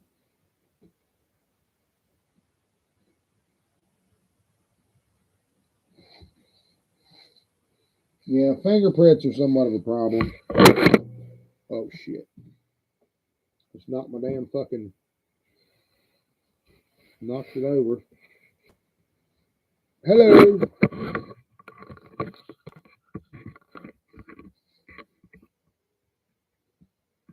I'm just glad I didn't break the fucking glass. That would piss me off.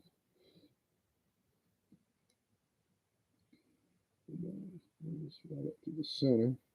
And say, oh, I've got stoppers underneath that I could put under there. Now, the thing about the stoppers, though, yeah, I've got these little bevels that go underneath. They're like cabinet stoppers. But problem is, it just restricts me from using the damn thing. If I had a wider table, it'd be a little bit different. But right now, I mean, you can pretty much slide shit underneath it with no problem just by slightly lifting it up. And it's not really that much. Like I said, this glass, I mean, it wasn't really meant to be big and spiffy. It was just designed for me to write on. It gets the job done from point A to point B, and it's the least expensive option. Okay. This works great in lieu of a virtual tabletop. I mean, I got everything here that I need, pretty much. It works great.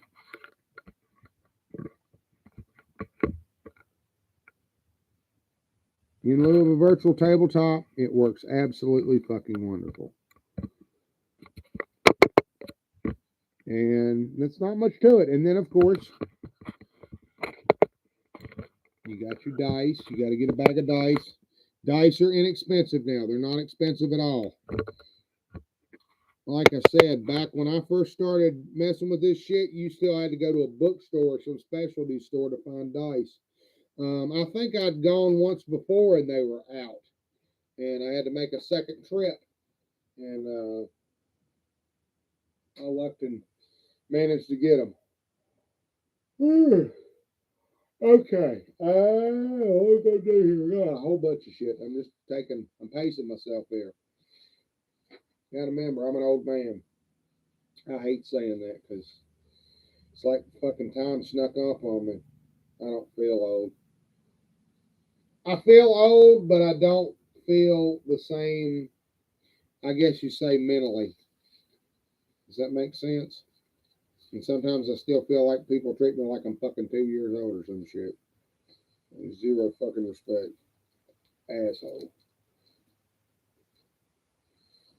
I'm not a spring chicken. This ain't my first rodeo. Alright. We have new beginnings. Okay. Matter of fact, I'm just going to go through the introductory chapters of it too. We're going to pretend that we don't know anything about Dragonlance, okay? And we'll set this up specifically like we've never done it, okay? All right.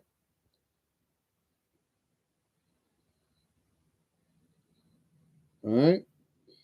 Say that you have showed up today and you don't know shit about role-playing games or anything else, okay? And you've shown up and it's my job to clue you guys in. So only thing I don't have here is 80s music in the background because most of this stuff come out in the late 80s. So if there's anything we could put on in the background, if stick Bon Jovi, Blaze of Glory, Young Guns, the soundtrack to Young Guns 2. That's what I would have on in the background playing while I'm live. I'm not going to do it while I'm live streaming and get in trouble.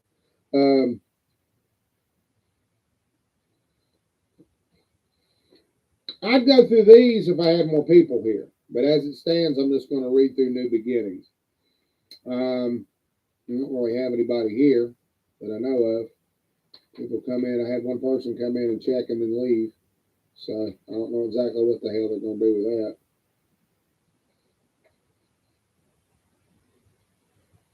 This is pretty cool. You just slip this damn shit right under the damn, slip your maps right under the glass, and that's all you got to worry about.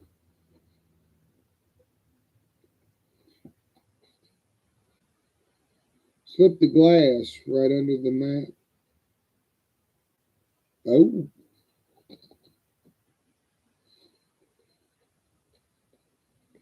It's a mermaid.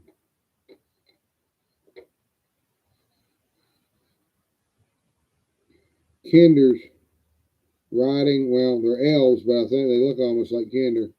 They're riding stags. What a fantasy setting would you get to ride giant deer?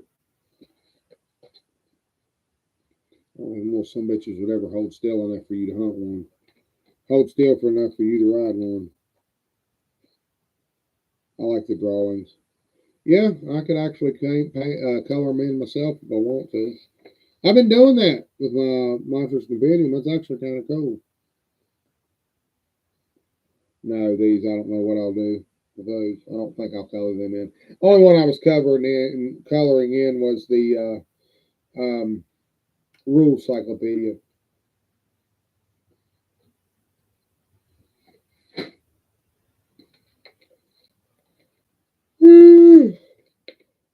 The first module.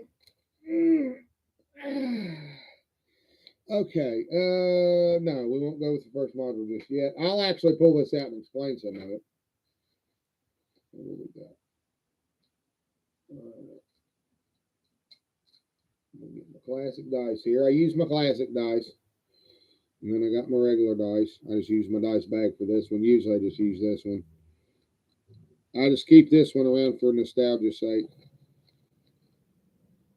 My big D20. I keep that handy. Hell, I don't mind rolling the D20.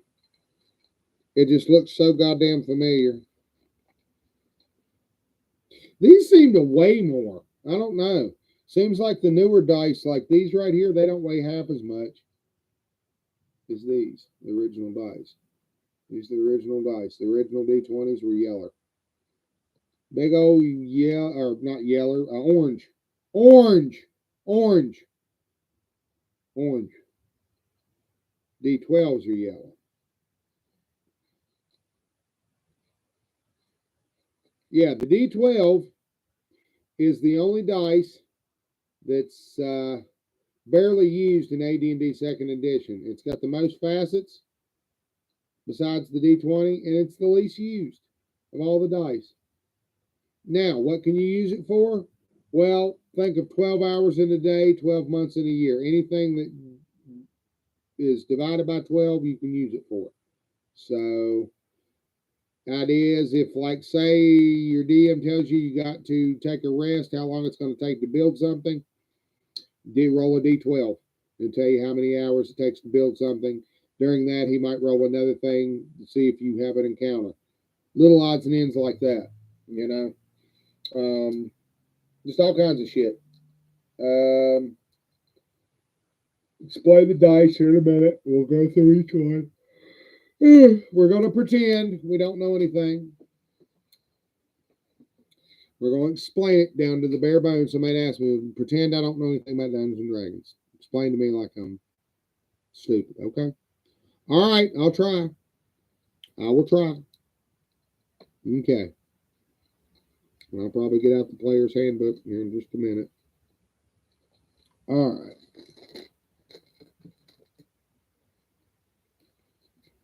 Wait a minute. I don't even want to use that, to be honest. Find my D6s and shit. D6s. Let's put it this way. You play Shadowrun, you're going to need a whole bunch of these damn things because they play a lot. They use D6s almost exclusively. You need a whole bunch of the damn things.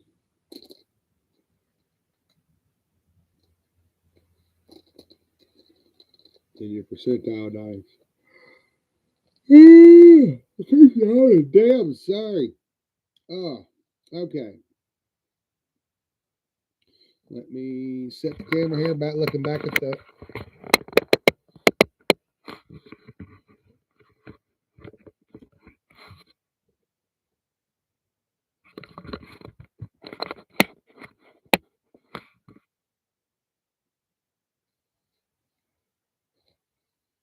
All right. Okay, we have. All right. New beginnings.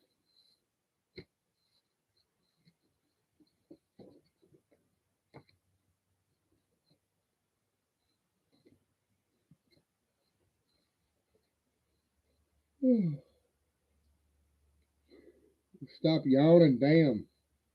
I'm sorry, I must be putting myself to sleep. All right. All right. And only half of it. Yeah, that's when my printer ran out of ink, but it got most of it. Okay. Back of it says it is a continent of raw beauty and wondrous magics, of marauding hordes and avenging champions.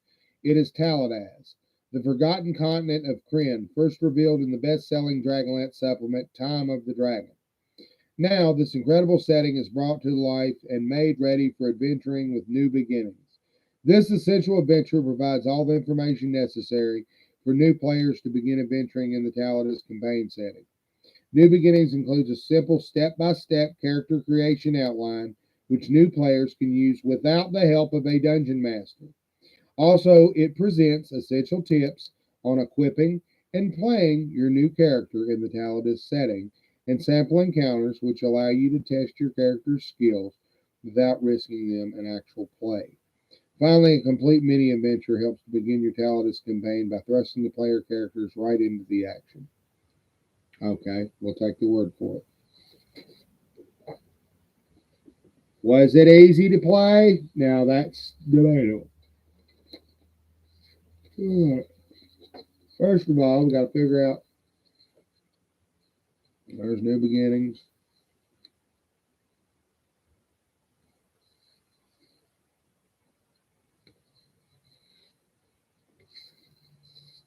Mm-hmm.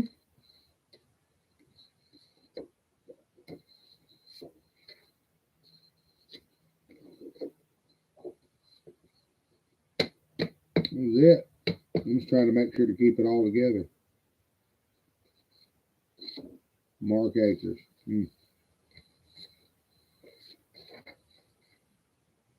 Creating characters, tips for beginning players, tips on role playing, what would you do?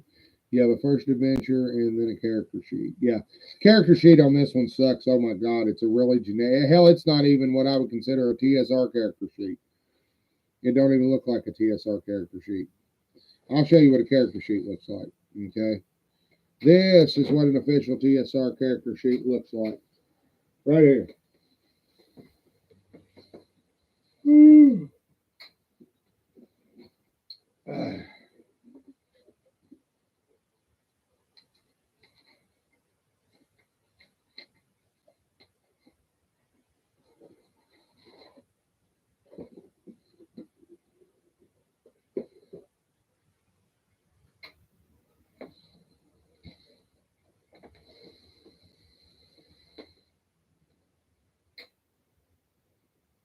Character record sheets. She's hot. Yeah, deaf.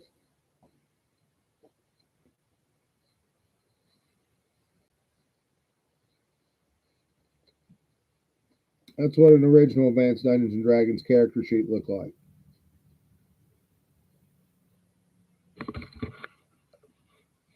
Okay.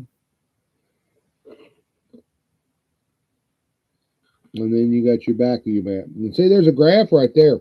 That you could actually take for any character. If you're making up characters, it would actually help to take this and put it under the glass. Okay. In most cases, that's what I'll do. If I'm just messing with a character or whatever, I just put this under the glass. Simple as that. But that glass is a game changer, man. It helps. It saves on paper. You'll notice I don't have a whole lot of clutter other than those markers. Yep.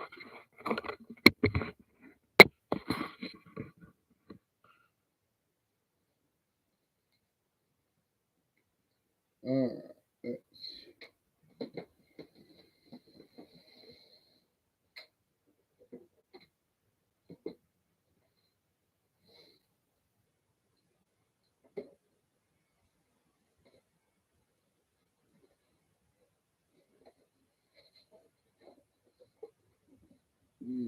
Setting my stuff in.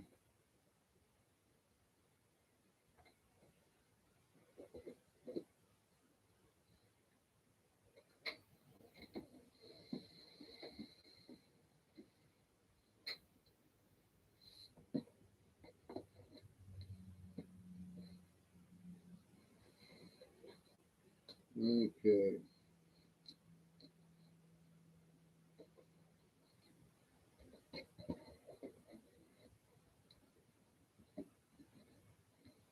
Well, shit. Damn thing ain't gonna fit in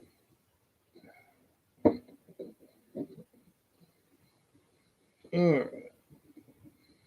Set that under here. Yeah, Player's Guide DragonLance campaign helps.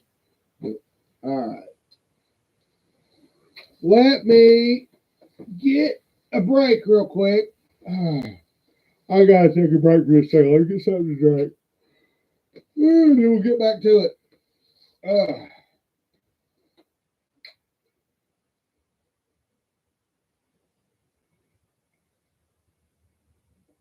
And I'll wrap it up at about the 2 hour and 30-minute mark.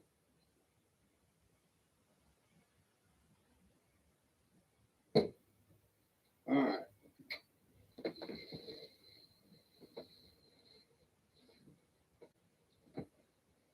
Let me grab some real quick.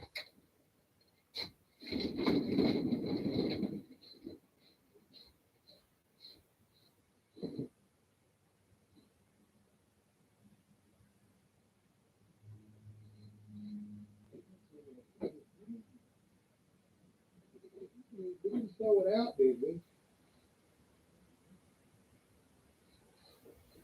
Hey, Mama, we didn't throw that fish out, did we?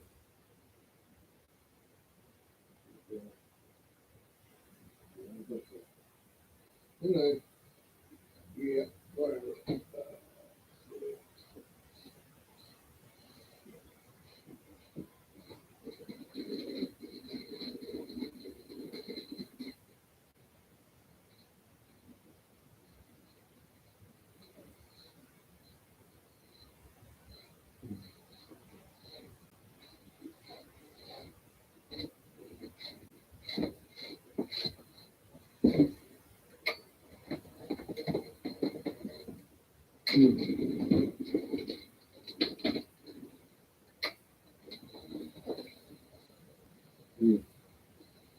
Anyhow.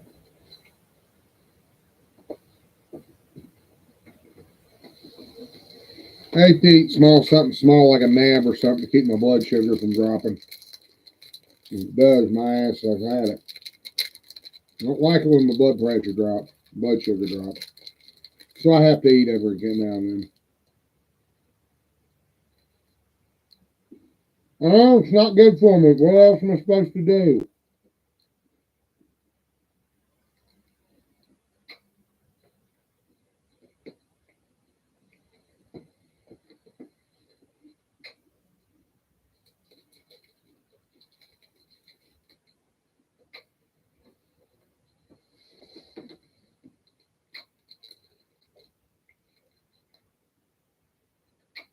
Yeah, I purchased this stuff about 25 years ago. If I tried to do this now, I would not be doing this hobby. I'll tell you that right now. It'd be way too expensive. But luckily, I know enough now that I can do it, and it's cheap enough to where it doesn't cost a whole lot.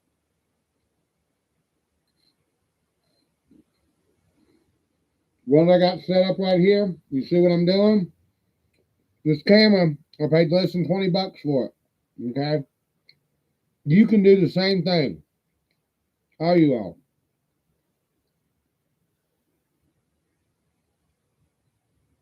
Every single one of you could do the same thing.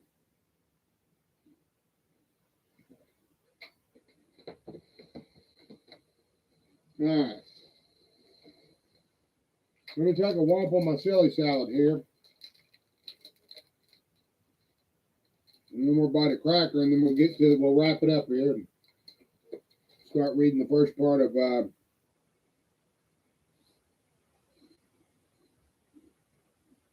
New Beginnings. Now a little bit of lunch here. Hey, you're eating. I bet you're eating right now.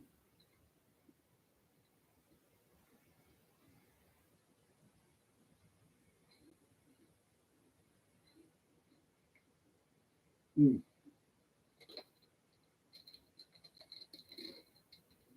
Well, I function a lot better when my blood sugar's not dropping. Let's put it that way.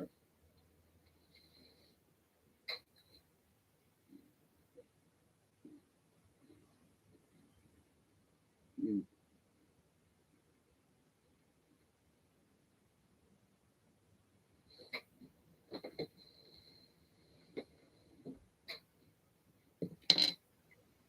Oh, 4.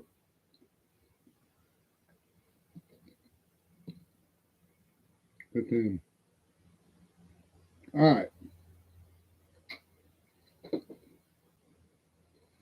Are we ready? We're ready. All right. New Beginnings, y'all. Hmm. I'm gonna keep shit from spilling out all over the place. We'll be all right. All right. What I've got set up here doesn't necessarily pertain to this, but whatever. All right. We're not going to get to the whole damn thing. I'll tell you that right now. I'm just going to read you the introductory. Okay. All right. As a matter of fact, you yourself can go get this. Okay. It's called New Beginnings. You can find a copy of it on Internet Archive. Okay. But you can also get it through drive-through. All right. All right. Welcome to a challenging new realm of fantasy adventuring on the continent of Talades in the Dragonlance campaign world of Kryn. New Beginnings is specifically designed to help new players of the AD&D 2nd Edition game begin campaign play in Talades. However, even experienced dungeon masters should realize that starting any new campaign, especially with beginning players, is a challenging task indeed. The players must assimilate a great deal of material in a relatively short period of time, and unless that material is presented in a clear, organized fashion, boy, they're hoping on that one, new players may become discouraged. See, using New Beginnings, DMs will find they can get new players started quicker and with far less frustration than would otherwise be the case. See, that was the hardest part about learning Dungeons and Dragons, okay? Half the fucking time you get bored before you even got through character creation.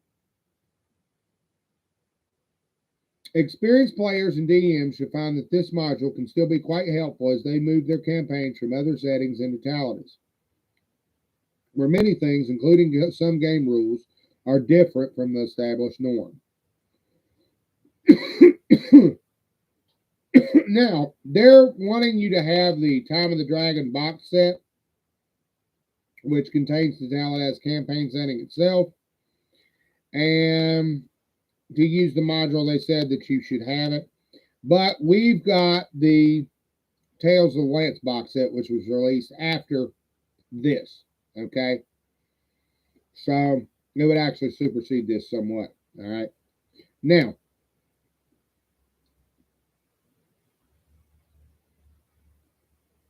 you can read this by yourself, or you can do it with a DM. Most of the material in the modules will be used by both players and DMs, except text that's in the final chapter.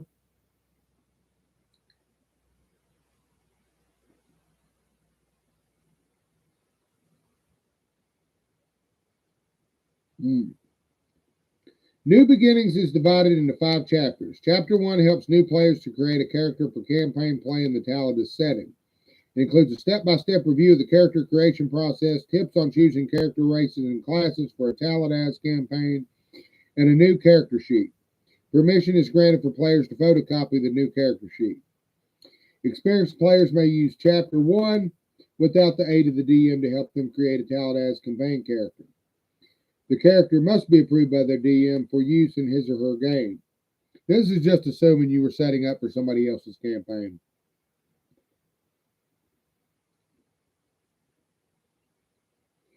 Chapter 2, new players should use Chapter 1 along with the DM to help them in the process of creating Talades campaign characters. Okay?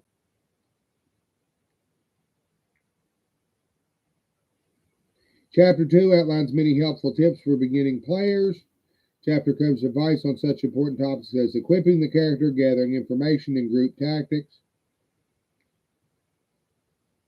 Chapter 4 is a series of what would you do. Chapter 2 is it helps you round out your character. Tells you what each class does, little odds and ends like that.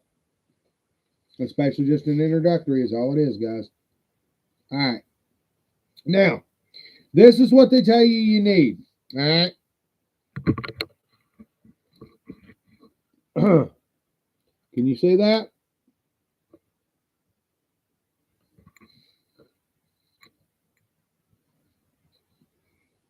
All right. In order to create a character, you will need the following things. 1, scratch paper and pencils. 2, a set of gaming dice, including at least 1 4-sided die. Okay. Let's see here. Now, I've got an older set of dice, or a newer set of dice here, so we're just going to go with these, and I'm going to point them out to you. Okay. All right. 1 4-sided die. See? Highest it goes is 4. Okay. There you go. It's 4 sides. All right. 4-sided die. 1 6-sided. This is a D6. Okay. D8.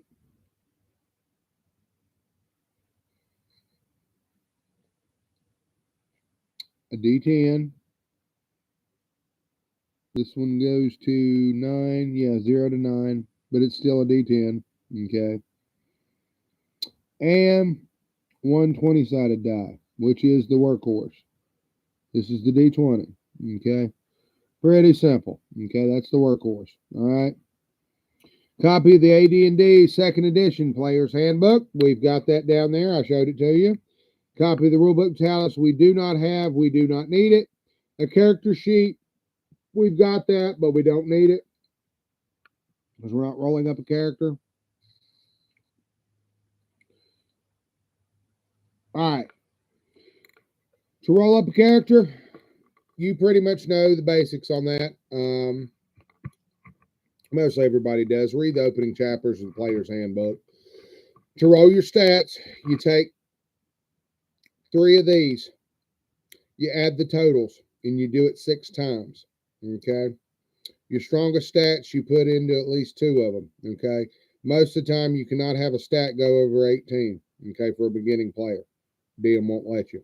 Okay? But, or rather, a stat can't go higher than 20. Let's put it that way. Usually the highest they'll let a stat go is 18. For a first level character, anyway. Okay?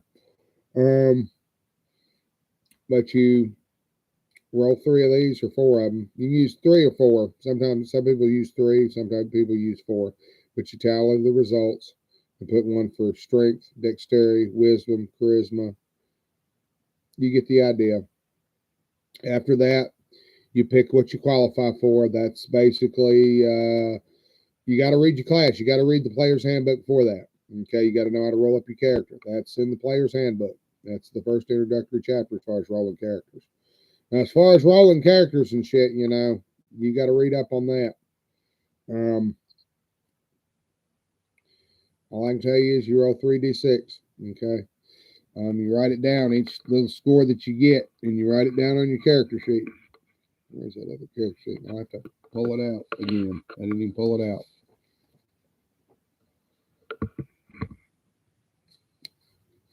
But once you got your character rolled, then it'll look something like this.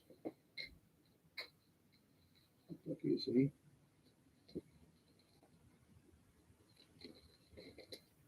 Once that baby is rolled,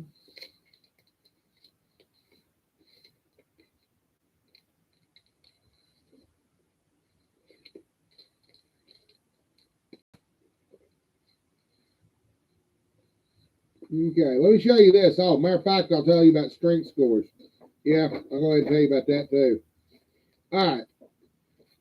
Have a look-see here. All right. This is important here. Okay.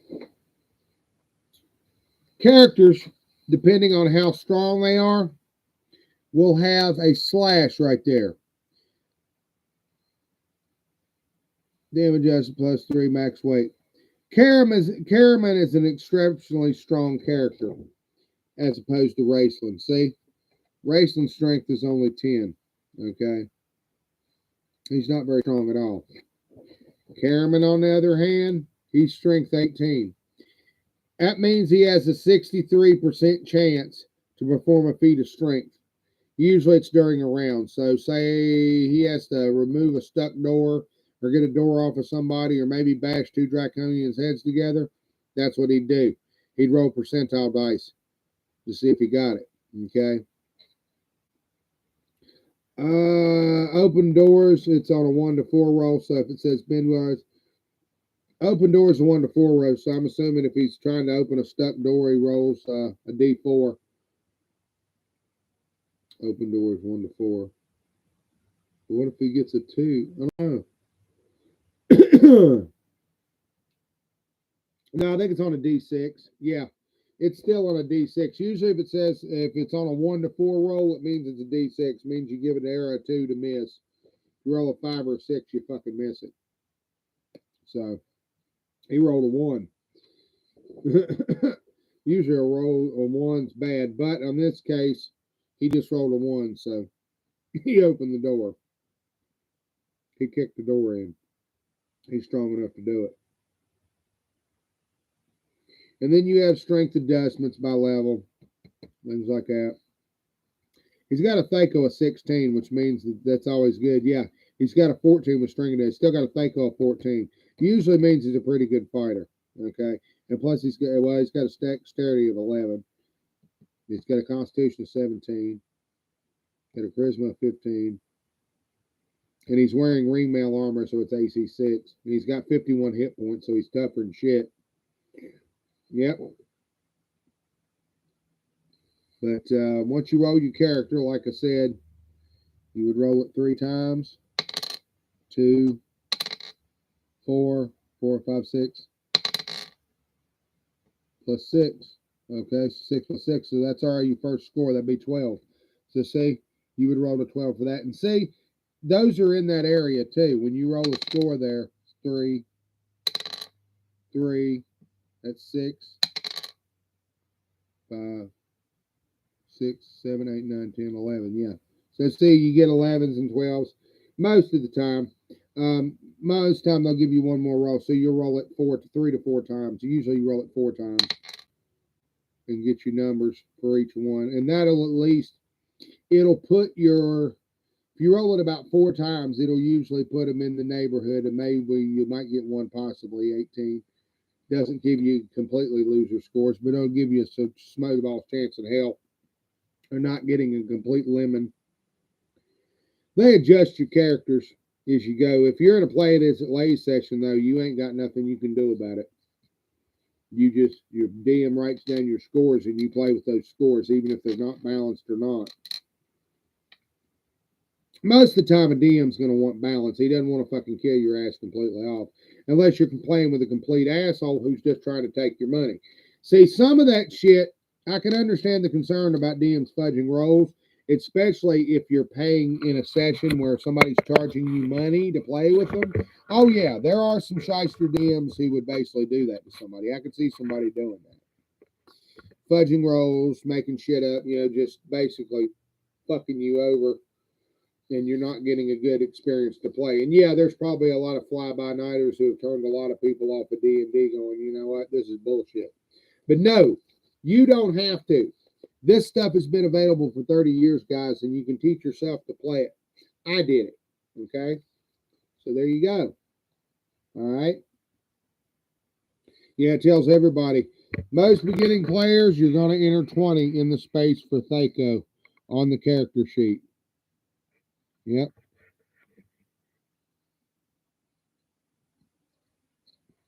But they tell you how to put that. See, this step by step of how to do your. See, determining your hit points, your class. It tells you to determine your class. See, it'll walk you through it step by step. Okay, New Beginnings will. It sure as shit does. And then it tells you about the races on Kryn. It tells you about alignment. See, it takes you through the very base. Okay, it's beginning player. It assumes that you don't know shit about it, and it will tell you like you're stupid. But this is the best thing, guys, to read and learn on. Okay? All right. And that's role playing, pretty much. Okay?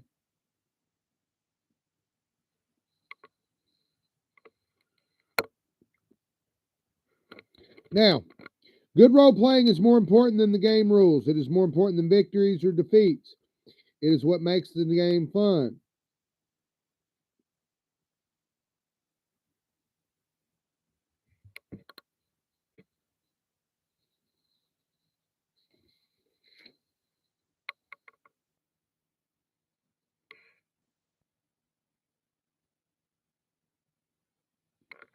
But it tells you how to do all this shit. Casting against type.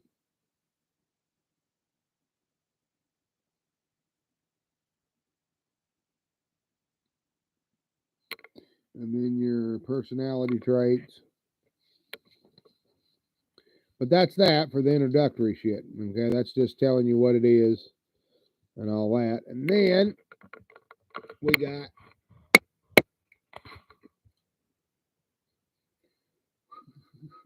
we'll use Caraman. Okay. All right. Okay. Before starting, What did I do here? Oh, duh. Duh. You got them mixed up again, fart knocker. There you go. Okay. Trying not to get my shit mixed up here. Okay.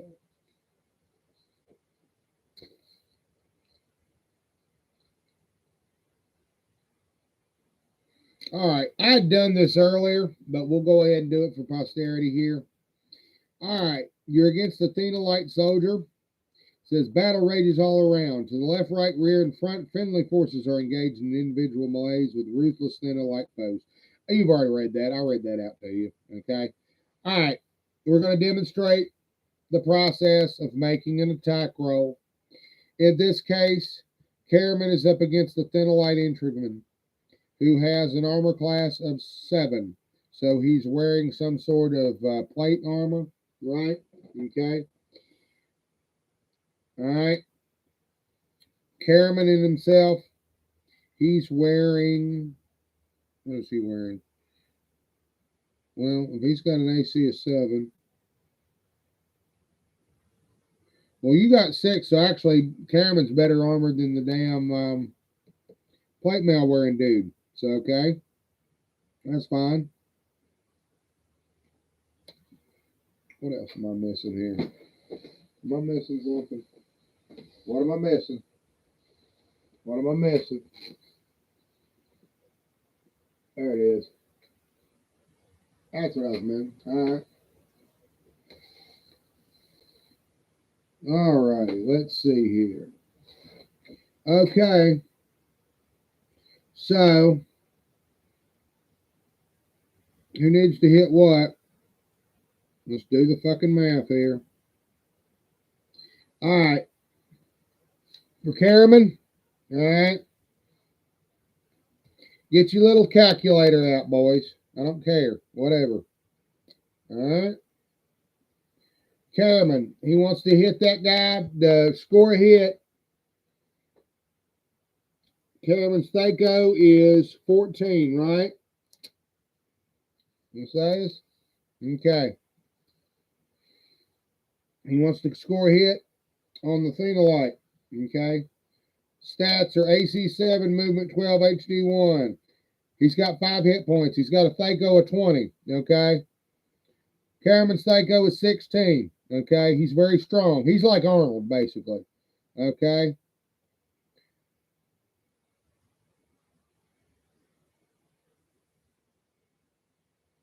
All right. So, a 9 or better, 16 minus 7. Okay. That's what the armor class. So it's 16 minus 7. A lot of times you won't know the armor class. If you don't know the armor class of the foe, or the DM doesn't want to use it, what he does is he'll have you make a d20 roll. Okay.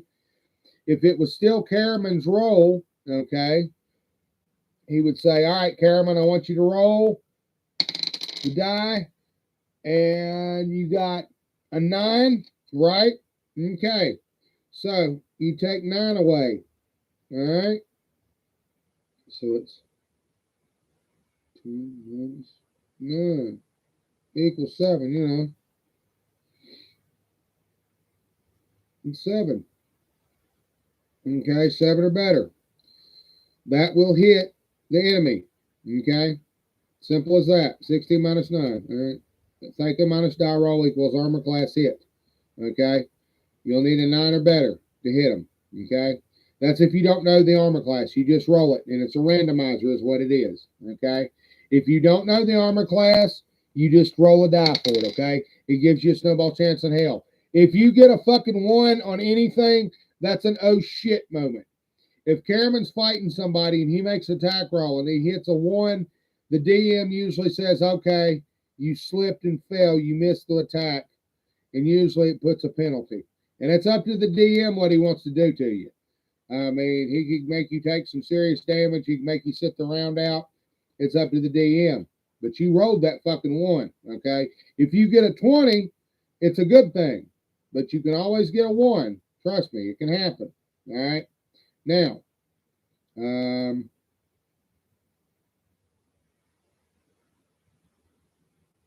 all clear. All right. Let's see here.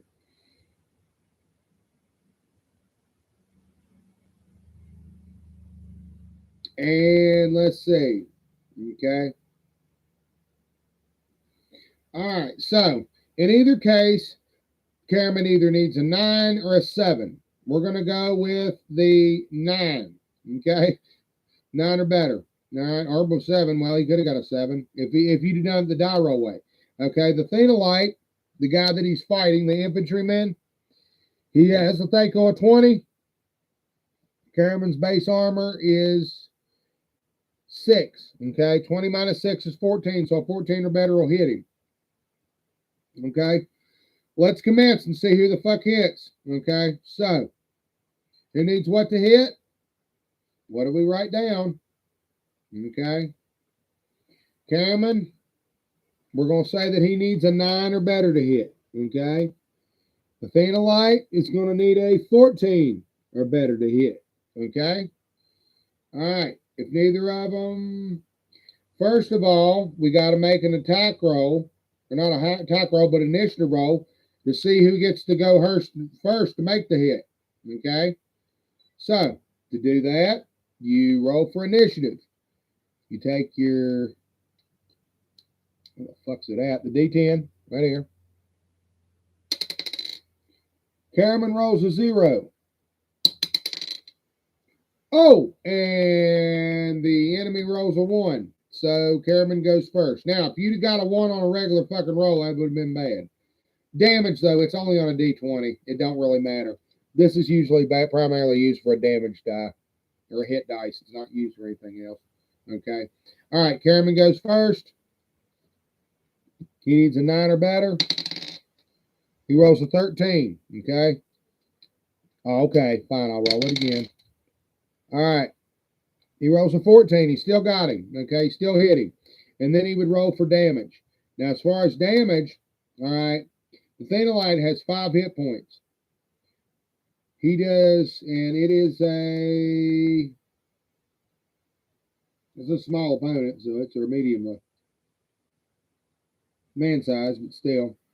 I don't know if he does 2 attacks or not, but that puts it. See, he's got weapon. When he's using his weapon, it adjusts his Thaco. And see, he's pretty much at 14. We had already put his Thaco at 14 to begin with. So, let's do it again. Make sure. Shit. 14, okay. See, got his armor here. Or, excuse me, his weapons. That's his Thaco. Adjust your Thaco. Your weapons will adjust your Thaco, so it actually shows the stats to the adjusted Thaco. See it? Okay. All right. So he's going to hit somebody with a long sword, and we're assuming he's using his long sword. Small, medium target. And he's, I guess D4 is what it's saying, or 1 to 12 damage. Damn. +3. I guess you'd still use a D4 for damage. I'd have to look it up. But see, that's the damage range. They always give you a damage range of what it can do on a die, basically. It just gives you a rough estimate, okay? Doesn't go over, in other words, okay? So, 14 minus 7 is 7, okay? So roll a 7 or better. You'll hit. If it's an adjusted Thaco. See, his original Thaco was 16 until we made the adjustment. Okay, it's adjusted. That's his Thaco by his weapon. Your weapon determines your Thaco. Okay, your weapon will actually determine your Thaco number. It'll adjust your Thaco rather. Usually it has a base Thaco or something of. I'd have to look it up here in a minute. Let's see here. Okay. How much damage does he roll? We'll roll a D4, see what happens. Or a D8. It's 1 to 8 damage, so. He rolls 5. That damn thing only had 5 hit points. Okay, so really, Cameron cut his head off. If we wanted to get real technical about it. So he would have killed him in 1 round. he gets an advantage. Not all the time, though, do you get advantages like that, okay? The DM is not going to make an easy fight for you. See, that just happens to be an easy encounter, okay? Not all encounters are easy. They throw in modifiers, and the modifiers are up to the DM, okay? You have to remember when you're playing Dungeons and Dragons, that rule book, pouring over it, is not going to do you a damn bit of good, okay? What you need to remember, if you're a player, you tell your DM what you want to do, and he'll tell you whether you can accomplish it or not. He'll tell you whether to roll for it, whether to flip a coin, whatever. Okay. He is the be all and end all of whether or not you can do it. And it doesn't matter how many stats you have or whether you've poured over it or my character does this or it has 4 backstory. No. Your DM will tell you if it's possible for your character to do that. Simple as that. The only thing I can tell you right there. And if you don't like that, well, get used to playing by yourself because it's the hardest thing I ever had to learn as a high functioning autistic was to learn to shut the fuck up. You have to learn the give and take aesthetic at a gaming table when you're around other people. It would have been very, very hard for me as a 13-year-old or a 12-year-old kid until I'd have got a better understanding of the procedure of the game, how it worked, and how to act, and seeing how the procedure works. The hardest part is seeing how the game works. I can sit here and roll those dice and mumble, and you probably, some of y'all might not have a grasp of what the fuck I'm talking about. It takes some doing to figure out what does what in this game. But basically, it's very simple. Second edition, okay, you take your Thaco number, you subtract your opponent's armor class from your Thaco number. That gives you your 2-hit roll. If you make that 2-hit roll, anything at the 2-hit number above is a hit. Anything below it is a miss. Okay?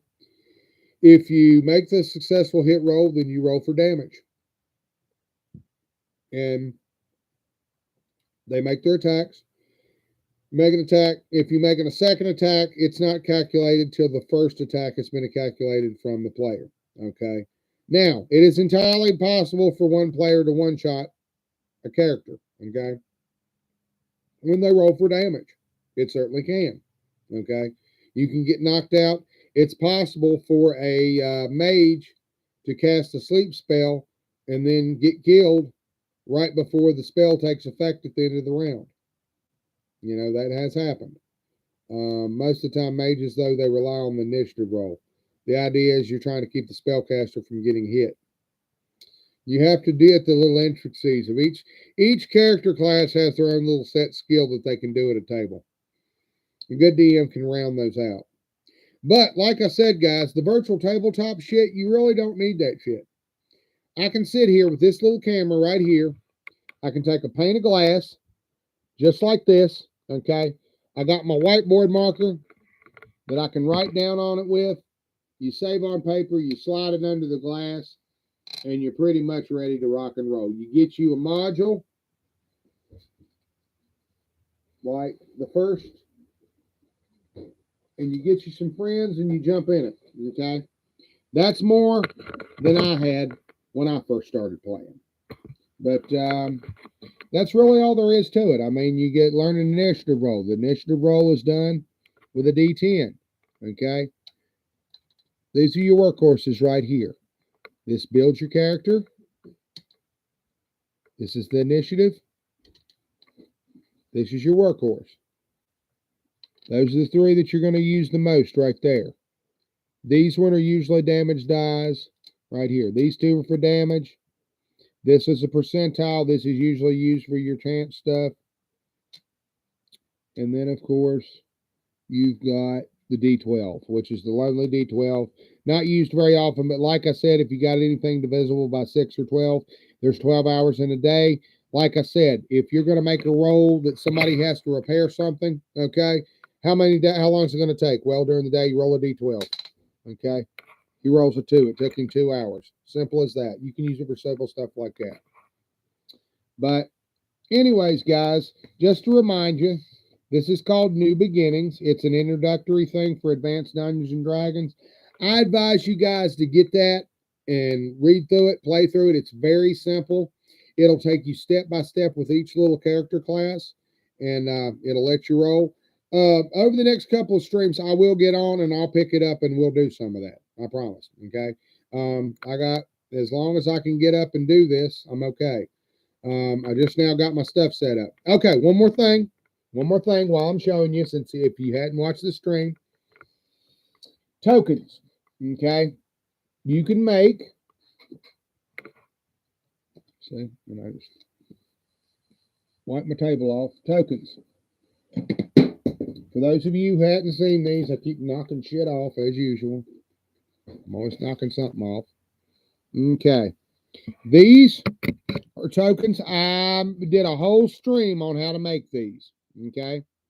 But they're basically made out of glass. They're just, they've got images taped to the back side. Shit. Yeah, drop them in the fucking floor as usual. They didn't break. They're fine. They're made out of glass. You gotta be careful with them. You don't want to drop them on the table, but.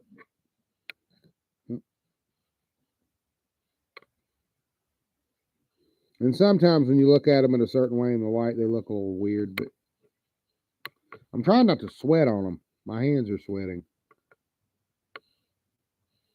Glass tokens. Pretty cool, huh? Yep. But I used a HB Instant ink box lined with cotton to store them in. That's what those for. Slide them across, just like that. Pretty sweet, huh? Pick up my token here. One thing I don't want to do is roll over top of it. Oh boy, this hurts me.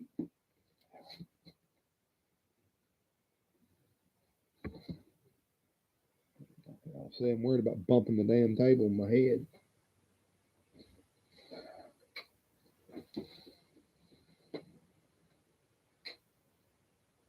Pretty darn cool. Made out of glass.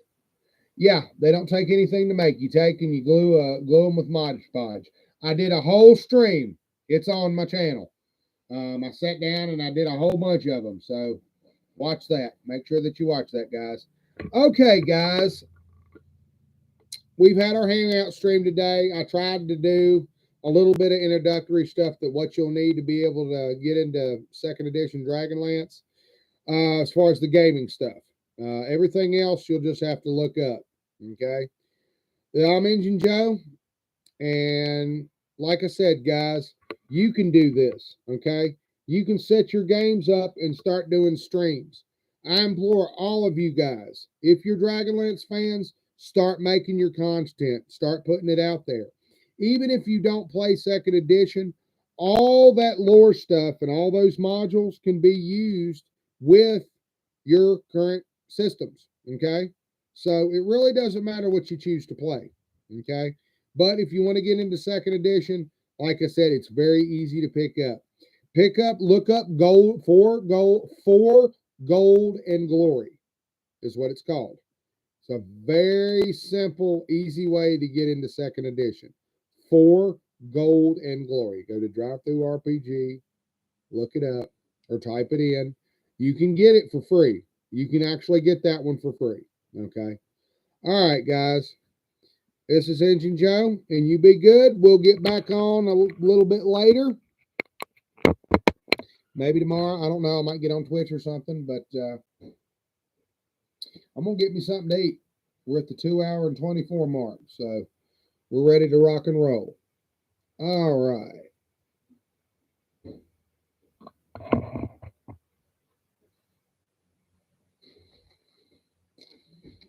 AD&D2e, forever we will be, guys.